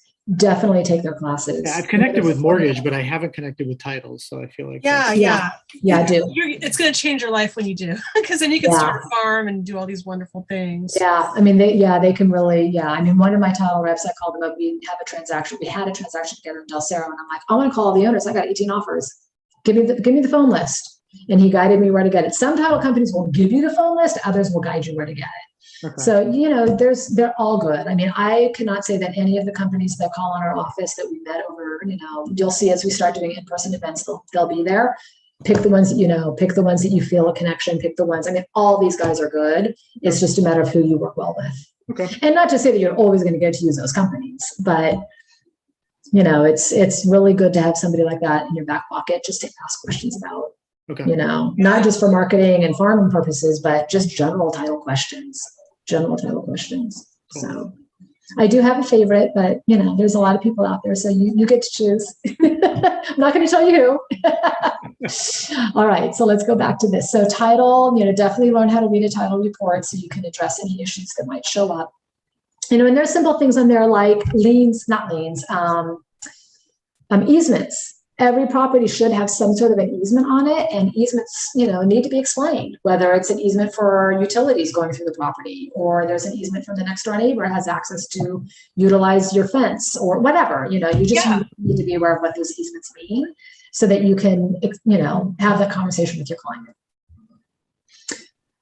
We talked about keeping in touch with your lender. I'm on loan underwritten on page 15. On page 16, other escrow instructions. When you open escrow, and typically the listing agent will open escrow because typically in this market, the seller and the listing agent are choosing the escrow and the title company. Mm-hmm. So I typically open escrow with my own company when it's my listing, or if the buyer's agent said, or if the listing agent says, hey, who do you use for escrow? Let's use your company. We'll use my company for title. It's rare that happens, but once in a while, like the old school agents will do that because that's what we used to do. Like we'd have a conversation on the phone and go, hey, I'm going to write you an offer. Who do you like to use for title and escrow? You want to take one and I'll take the other? We don't do that anymore. Now it's like seller chooses. But once in a while, you'll get to choose. But whoever's chosen the escrow company, that's typically the person who will open the escrow. You will be getting what's called supplemental escrow instructions most of the time. The escrow officer just reviews the contract and they highlight some of the main points of the contract. Sometimes they won't. Sometimes they'll just give you their general provisions. Escrows, all escrow companies have the general provisions that will go out to the buyers and the sellers. You don't sign escrow instructions. The buyers and the sellers sign them. So Make sense? Yes. So escrow is different than title, but they work together. Correct. So escrow is the third party that handles, I like to describe it to my clients as they handle the legal documentation of everything, make sure everybody has all the paperwork that they need. The title company is the one who produces the preliminary title report. It shows all the liens, it shows all the easements, it shows all the encumbrances against the property. They need to approve those items. They need to approve the funds coming in. They're the ones who submit the recording, but escrow coordinates all of that for us. Also, so escrow handles all the money too. Yeah. Yeah, so your earnest money deposit goes to escrow. The title company needs to approve that. The loan funds go through escrow. The title company needs to approve that. The title company gives the go-ahead to release the funding once everything's been done, or to release the recording. Okay. Recording is a word that took me a long time to figure out, what does that mean? Confirmation, what does that mean? And I forget that buyers don't always know what that means either. So when I want to call buyer, go, oh my God, congratulations, we're confirmed. They're going to go, huh? Right. Are you familiar with that phrase? Confirmed is when the ownership transfers from the seller to the buyer. Mhm. And when that occurs, we get confirmation that it has occurred. Okay, That's the confirmation. We've gotten confirmation that that has occurred. that's We've closed good. escrow. We've recorded. Recorded is another one. Oh, we've sent the file off for recording. You'll hear that from escrow.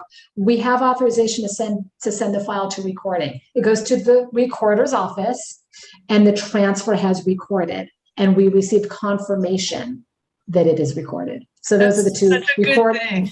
Recorded and confirmation are two words. I'm like, oh my God, what is that? What does that mean? That's confirmation. Confirmations before it gets recorded. Yeah. Same thing when funds are received, you'll hear from the loan officer, we have funded the loan. This is at the very, last day of the Very end, yeah. closing. The loan has funded. Well, that means the money's been sent out. So you can't call your buyer and suddenly go, congratulations, the loan is funded. Title and escrow need to confirm that they received those funds before we go telling the buyer and the seller. We can say the wire's been sent out. Yeah. We're waiting for confirmation of receipt. We have to hear back from escrow that they got it. That they've been received, yeah. And then once the funds have been received and approved by title, then title will give the authorization to record, to send the final recording documents to the recorder's office. So wouldn't we be going through A+ since we're new, like for our You first? should, because they're amazing. They really are. I've been working with A+ for 20 something years.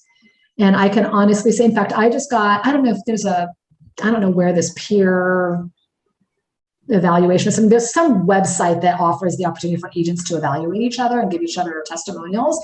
And I just got one this morning from a transaction I closed about 2 weeks ago. And the agent said, not only was Amy professional and courteous, but she had a great escrow company as well. Oh, and I that's sent nice. that off to Justin. I'm like, see, I told you were my favorite and you were the best. One of my lenders who's always on my, whenever I have the opportunity to have, like, I represent the seller and Gary represents the buyer. So our lender of choice will use our escrow company. I just found out on Friday night, I saw Justin Brown and he said, oh, by the way, your lender is doing a refinance, and he called me to do the transaction. Oh, wow. So now my lender is calling Justin to do the sales, to do the escrows. He's fabulous. He's so good. You've heard me do shout outs for him before. He's so good. Oh yeah. I like him. I haven't worked with him yet, but I really like him. Yeah. He's so good. He's timely and he's courteous, and the clients love him. I even had buyers call me up and say, oh my God, this is my third home I bought. I loved your escrow officer. He answered my question the day I asked it. Yeah, he goes above and beyond. I can just tell from when He seriously does. Yeah. He seriously does. Yeah. Okay, so let's go back to page 16. So the closing disclosure, that is actually going to come from the lender.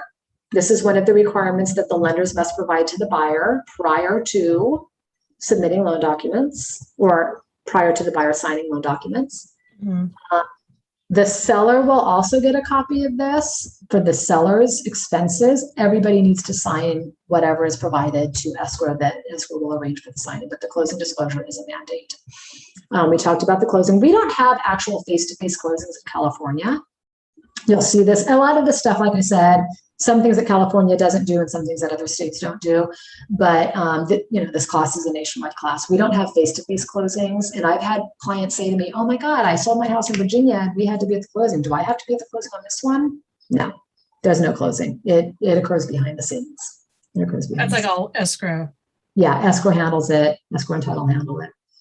And then recordation and possession. We talked about what recordation is. Possession, and the possession is going to be possession to the buyer of the property is going to be spelled out in your purchase agreement. Does the buyer get possession the day of closing? Does the buyer rent back to the seller for 30 days or 60 days? Sometimes what we'll see in our offers, and what I write up for my sellers, if it's not already noted from the buyer, is possession to be close of escrow plus 2 days or close of escrow plus 3 days.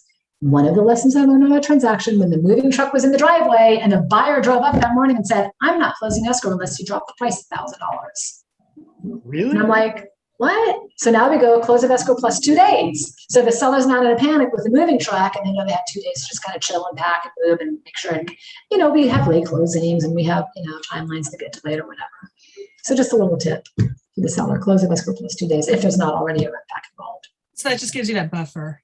A little buffer for late, because it's, if you think about all the things that a seller has to do when they're getting ready to move, and a buyer, utilities, moving truck, packing, change of address, and you're 2 days late closing, and now you're not getting your mail, and you've arranged for utilities to be turned off, and the moving truck's in the driveway, so we like to do closing escrow plus 2 days, just to give the seller a little bit of breathing room. Okay.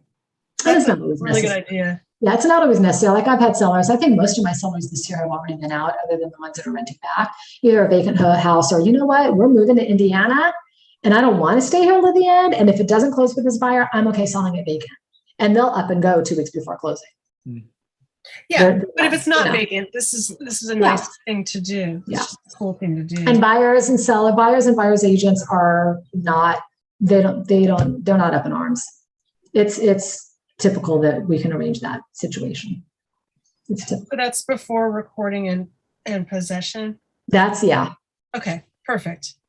And then, so that's something that you write up in the offer? In the purchase agreement or in your counter offer. Yeah, if you're representing the seller and you want to have a couple extra days for the seller to have some breathing room, then you just submit it as a counter offer. Or, if the agent is diligent enough to call you before they write it, to say, you know what, the seller's living here, they found another property, they're moving out. But if we could just have 2 extra days, that'd be great. So write that possession in your contract. I'm sure that the buyer would never say no to that. Are you kidding me? Buyers are like, oh, you want 30 days free? Sure, stay for 30 days, rent free. Because they're so happy they got the house. Yeah, what's 2 days when you can get it rent free? And the close of escrow plus 2 days to kind of regress to writing offers. We don't typically charge rent for those 2 days. We never have. It's just like a little buffer so they can tie up all their loose ends. When we're doing a week or 2 weeks or 30 days or 60 days, we negotiate rent. But for those 2 days, it's rare that I've seen anybody come up with rent. Yeah. What, $200, $150. So. For tying up loose ends and paying off the utilities and everything. Mm-hmm. All right, we only have a few minutes left, you guys, but I wanted to, I know later in your manual, there are some items here. If you're looking at page 18 and 19 on your manual, a couple things that we don't do typically. Let's see, submit contract. Okay, we don't hold the earnest money. That's one thing. We are not allowed to take a check from the buyer to take to escrow or to give to the listing agent. We're not allowed to do that. We used to, but we have a trust log. We have to log it in and we have to keep track of it. And I'm like, don't give me your check. I don't want to lose it. But we don't touch the money. So if the buyer is not going to wire their closing or their earnest deposit to escrow, they need to physically deliver the check to escrow. We're not allowed to do that. And escrow they make the demand on the buyer, the seller for the funds. They will send out wire instructions to the buyer when they've opened escrow, and they will remind them that, hey, your deposit's due on Monday, your deposit's due on Tuesday, whatever the case is. Okay. So if your purchase agreement that you've written says that the buyer will provide a personal check or a bank check or whatever check, the buyer has to hand deliver it to escrow or mail it, but you're not allowed to do that. And that happens after escrow. The offer's been accepted and escrow's opened. Correct. Yeah. So the default time period for the earnest deposit is 3 business days after opening escrow. So if you opened escrow today on Monday, this is day 1. It would be due, I believe, on Wednesday. I'm pretty sure they say today's day 1. So it'd be due Wednesday, maybe Thursday. I don't know. I have a transaction coordinator. She keeps track of the days for me. I think. Oh, that's good. So that's 3 business days. So, and let's say you opened it on Wednesday and Thursday was a holiday. Thursday doesn't count. Okay. Friday counts, Monday and Tuesday count. So if it falls on a weekend, if it's a holiday, so it's 3 business days. Okay. So Saturday doesn't count as a business day, even though it's, for us, it's some banks are open. Yeah, some banks are open on Saturday, but we don't, they don't count weekends. Okay. Don't count weekends. So let's see, deliver earnest money to listing agent. We don't do that. We talked about scheduling the inspections, structural and termite inspection. You're obtaining your loan approval in writing. Hopefully you had that done before you even submitted your offer. Surveys, we typically, I've not ever had anybody schedule a survey during escrow unless there's a question about the lot lines. If it's like in a rural area, maybe. Yeah, I mean, sometimes they will, but even then, I mean, we've sold a couple of rural land, vacant land, 80 acres, 120 acres, things like that. I don't know that we ever even did a survey there. I think the seller may have provided, but whatever inspections you're going to do, definitely, whether it be surveys or mold or well inspections or, anything like that, that all has to be done within the timelines. Final walkthrough. Are you guys familiar with what the final walkthrough is? No. Okay, final walkthrough, it's on the purchase agreement towards one of the last pages of the standard RPA, residential purchase agreement. It is saying that the seller is allowing and the buyer has the right to investigate the property within 5 days of closing. The purpose of the walkthrough is twofold. Number one, if the seller agreed to do repairs, that those repairs are completed. And secondly, that the home is in virtually the same conditions when they wrote the contract. So you want to make sure there's no further damage. There's nothing, if the seller moved out and he, broke a window in the process, you want to address that. If anything does show up on a final walkthrough, it is not a contingency and you cannot withhold the closing from that. But there is a form that you'll fill out called final verification. And that's where you would identify any items that are in disrepair or that have not been completed. The buyer signs it, the seller signs it. And it's just alerting the seller that, hey, these 3 items haven't been completed yet. Please, the seller needs to have those done before closing. Okay. So that's your final walkthrough. Hopefully you've already had the move-in dates coordinated through your initial possession that was written onto the contract. Real quick. So for the final walkthrough, are both parties present or just the party that you represent? It depends. The seller can be there, and I usually like to have the seller there if the seller has like little tips and tricks about the house, like, how do you work the sprinklers and how do you work this? Oh yeah, how do you operate the heater? Yeah. Like we had one where there was a pool, and these buyers had never had a pool before. There was solar, there was a pool, there were all these like big things that they'd never experienced before. So we went over there. I was representing the seller and Gary was representing the buyers because it was one big party. It was really fun. I've known the sellers for like 20 years. So it was super fun. But we went over and the seller was like, oh, this and this and this and this. And they're like, I'm never going to remember that. They're like, don't worry. We wrote it down in the manual. You're going to be fine.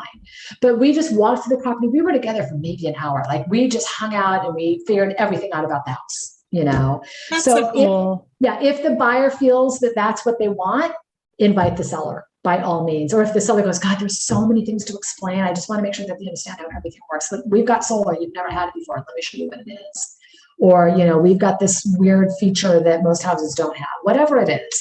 Yeah. So it's, if the seller's comfortable with it and the buyer's comfortable, go for it. Okay. Go for it. Yeah. And other times it's just the buyer and the agent. Okay. So, yeah. Home inspection, don't have the seller home. Bad idea. Bad idea. I had one seller at a home inspection. She was a designer and they had redesigned this house. They lived in it for a couple of years. And when the buyer came to do, I think we had the buyer on that one too. The buyer came to do the inspection, the seller would leave. And she followed the inspector around explaining everything. Ugh. And I said, Sally, you need to go in the other room, go to work, let him do his thing. We can't interrupt him. Even the buyers weren't there. Yeah, but I go, don't worry about it. He's going to write down his findings. It's nothing personal, but it's very intrusive. I remember having my house appraised for a refi. I was upset. I was like, oh my God, my house is perfect. Why is this appraiser writing things out? Like, seriously, it's so intrusive as an owner of a property. Because you take it personally and you do. So as best you can and as nice as you can. And I tell the sellers up front, the buyers are going to have an inspection. We're going to have an appraisal. We'll have a termite inspection. It's fine if you're there for the termite inspection because he's going to be in and out in 20 minutes. But for the others, it's really a good idea if you're not there. Number one, we want to give the buyer privacy while they're going through the home so they can talk freely about, decorating ideas and measuring for furniture, what have you. Yeah, because they probably didn't have time when they were looking at the house. They were in for 10 minutes at an open house and there were 80 people there and we had 15-minute time slots to look at the house. We just want to give them some privacy so they can feel comfortable, Okay. And we also want you to not feel uncomfortable because when the inspector comes through, he's going to find things about your home that may or may not be in disrepair and sometimes it's a little bit unnerving. So just for your own sanity, it's easier if you just take the dog for a walk, go to the park, pick up the grandkids, things like that. Yeah, so encourage the seller not to be there during the inspection. Appraisal, not as big of a deal. Termite inspection, it is what it is. 10 minutes, 20 minents, they're in and out. feel like but I same- always advise. Go ahead, Vito. I was gonna say, I feel like the same is for even like open houses at the Oh, for sure. It's like, no. For sure. Yeah. Don't have a seller home for an open house. I had No, that no, no. once. Oh, no. And as an agent, it's intimidating to be able to have a conversation about the house and the sellers that are listening. You're like, Right. is that the right thing to say? Well, if you don't like this house, I have 18 others I can show you. What's your number? What do you have to show them? Yeah, they're not going to like that. Exactly. All right. So yeah, so go through that checklist. I think that's pretty much it on the checklist of what you do and don't do. Yeah, just the scheduling the closing. That's it. Going to the closing. Those are really the items that you won't do. So I think one of the pages is duplicated. Yeah. Let's see. One thing too that is on the Oh, I just noticed there's two different checklists. I was only looking at the buyer. Yeah, one for buyer, one for seller. Yeah, one for buyer, one for seller. Okay. They're pretty much the same. Obviously, the Okay. seller's not going to attend the inspection. The buyer is. Okay. One thing though that I want to make sure that you both are mindful of, and we talked about this at the beginning, is looking for referrals from the clients, asking for a referral to a buyer or a seller, but also the follow-up after the close.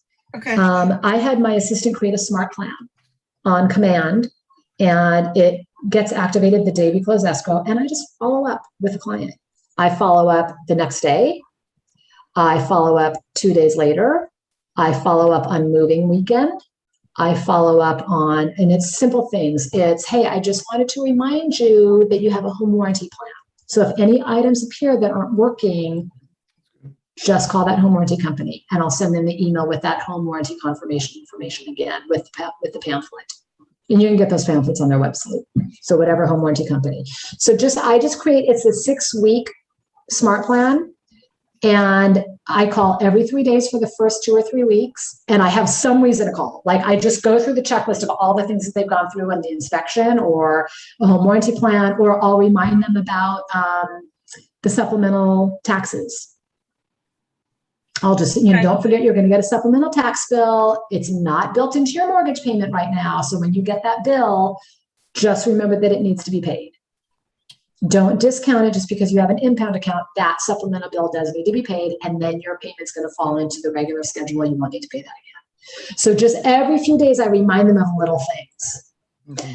And I keep track of them for about the first 6 weeks. First, it's every 3 days, and then it's once a week, and then it's every other week, and then it goes to monthly, and then it goes to my regular database follow-up, which I do once a quarter.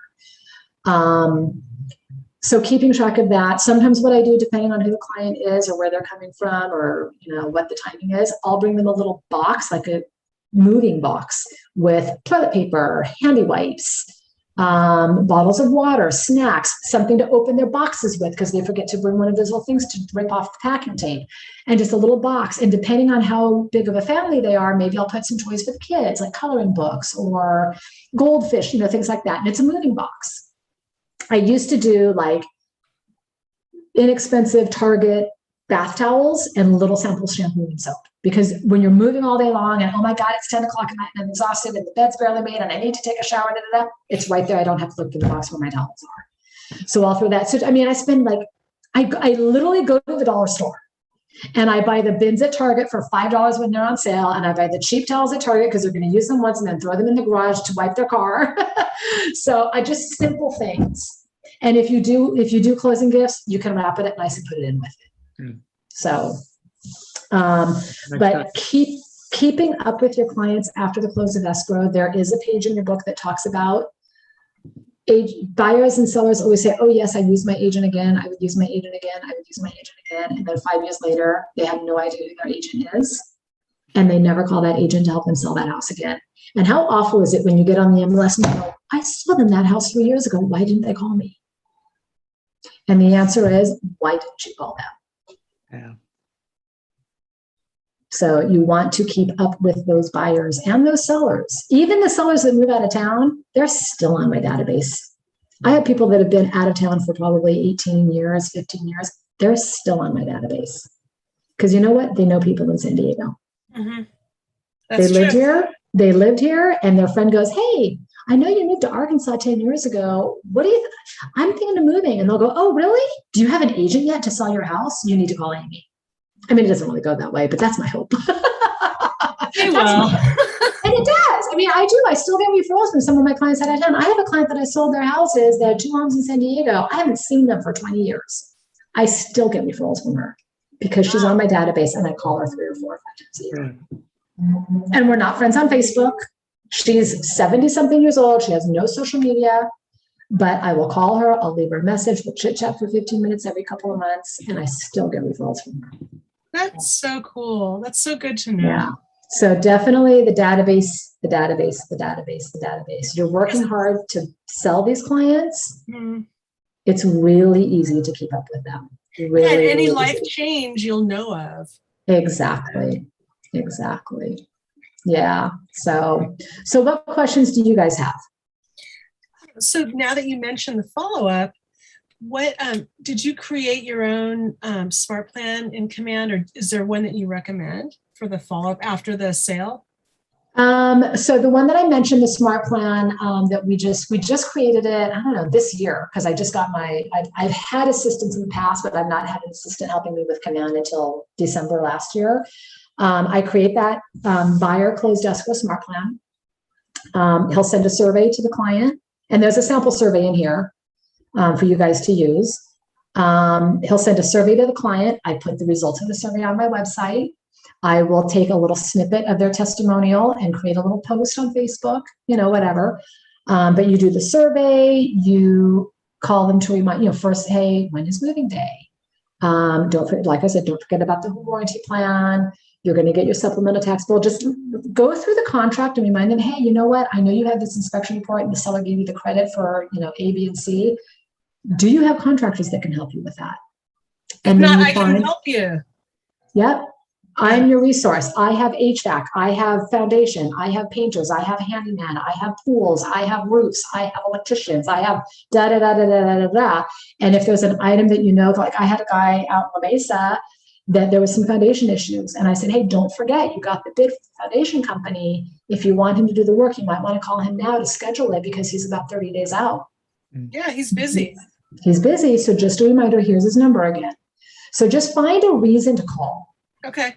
When you create your smart plan, it will give you that task. And my task says call. And then the description of the call is foundation or, home repair or whatever it is. And if you don't have anything else to say, just say, hey, how's the move? How's the house? How are you? Have the kids met any of the neighbors yet? Just how's it going? Okay. Whether it's a text or a phone call or whatever, just something to have a conversation. As once that smart plan is done, the way I work my database is they get a quarterly call. I go through my database every quarter. I either call, text, or email or something, but it's typically a call. Okay. This quarter it's texting because it's busy and holidays and events and So it's like, hey, happy holidays. We're doing an event. Can you come? But yeah, once they've hit that few month period, they go on a quarterly call just to touch base.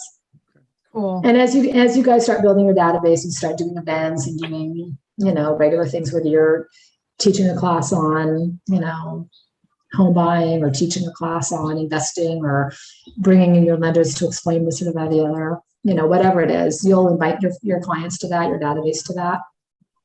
And Bridget's talked about client parties. We do client parties as well, pop-bys, things like that.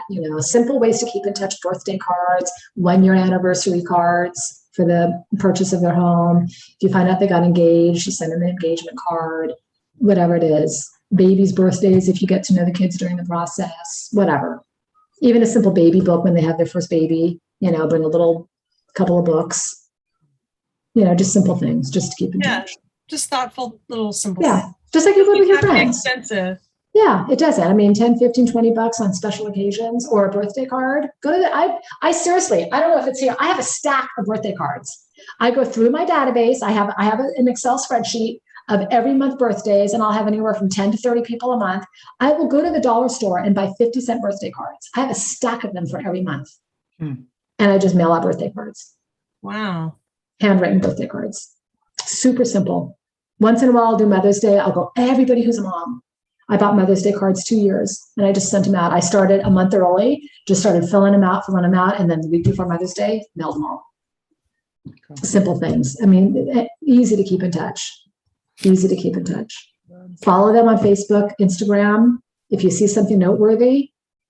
When I lived in Del Cerro, we had a little local newspaper and we farmed in the neighborhood and our kids went to school in the neighborhood and we belonged to the religious organization. We hosted Halloween. I mean, we knew so many people in the neighborhood. We lived there for 18 years.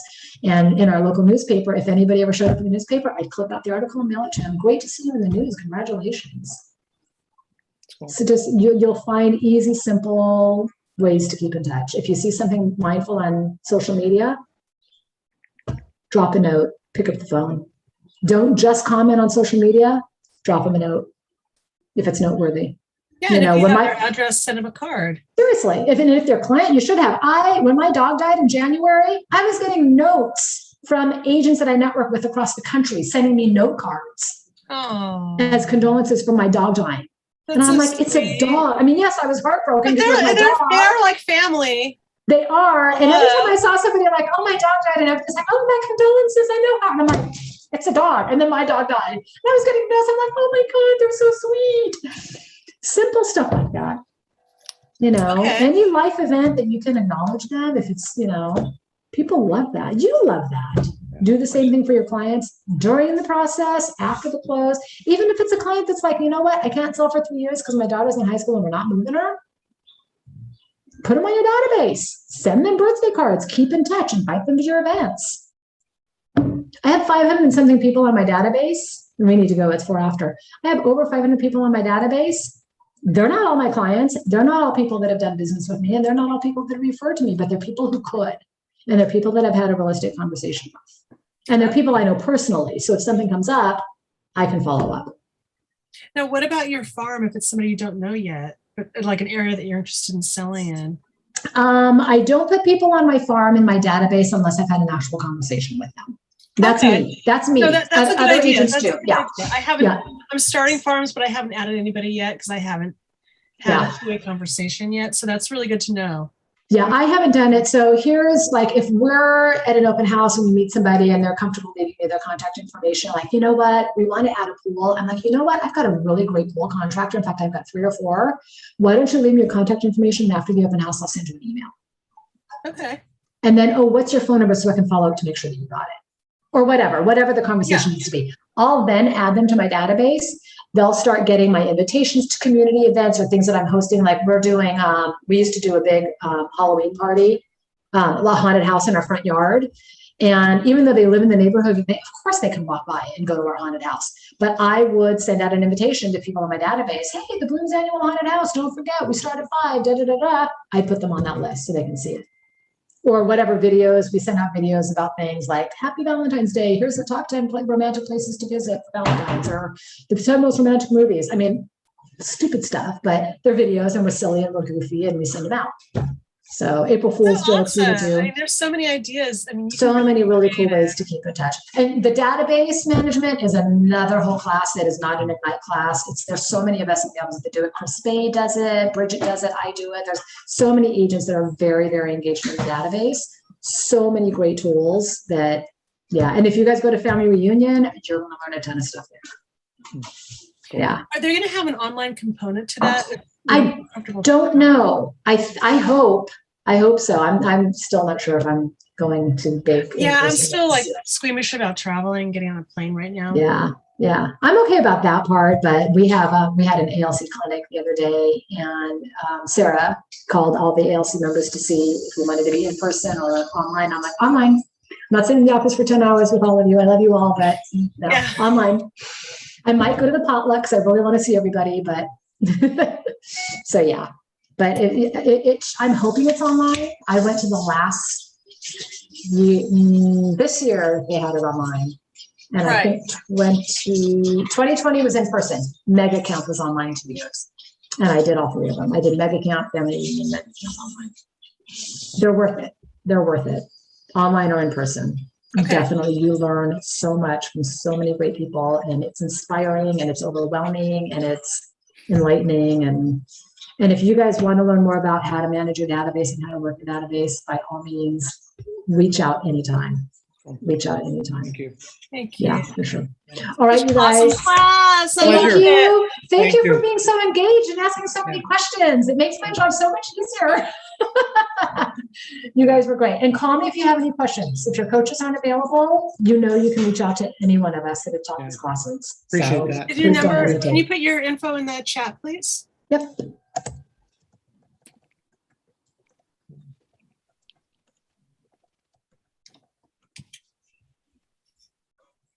Thank you. Yeah, Got it? got it. Give me a chance to write it down before you sign. Yes. Take your time. Take a picture. All right, Amy, thank you. Appreciate you. Appreciate you. Of course. Thank you, guys. Good one. You rock, Amy. Thank you for coming to the class. Yes, I'm glad you guys were here. This is good. Sometimes smaller is better. 'Cause Yeah. we can really It's like we're dig getting into one all the personal questions. So cool, you guys. All right, I'll see Thank you on Wednesday, either at the potluck or at the team meeting. Yep. Yeah. See you all.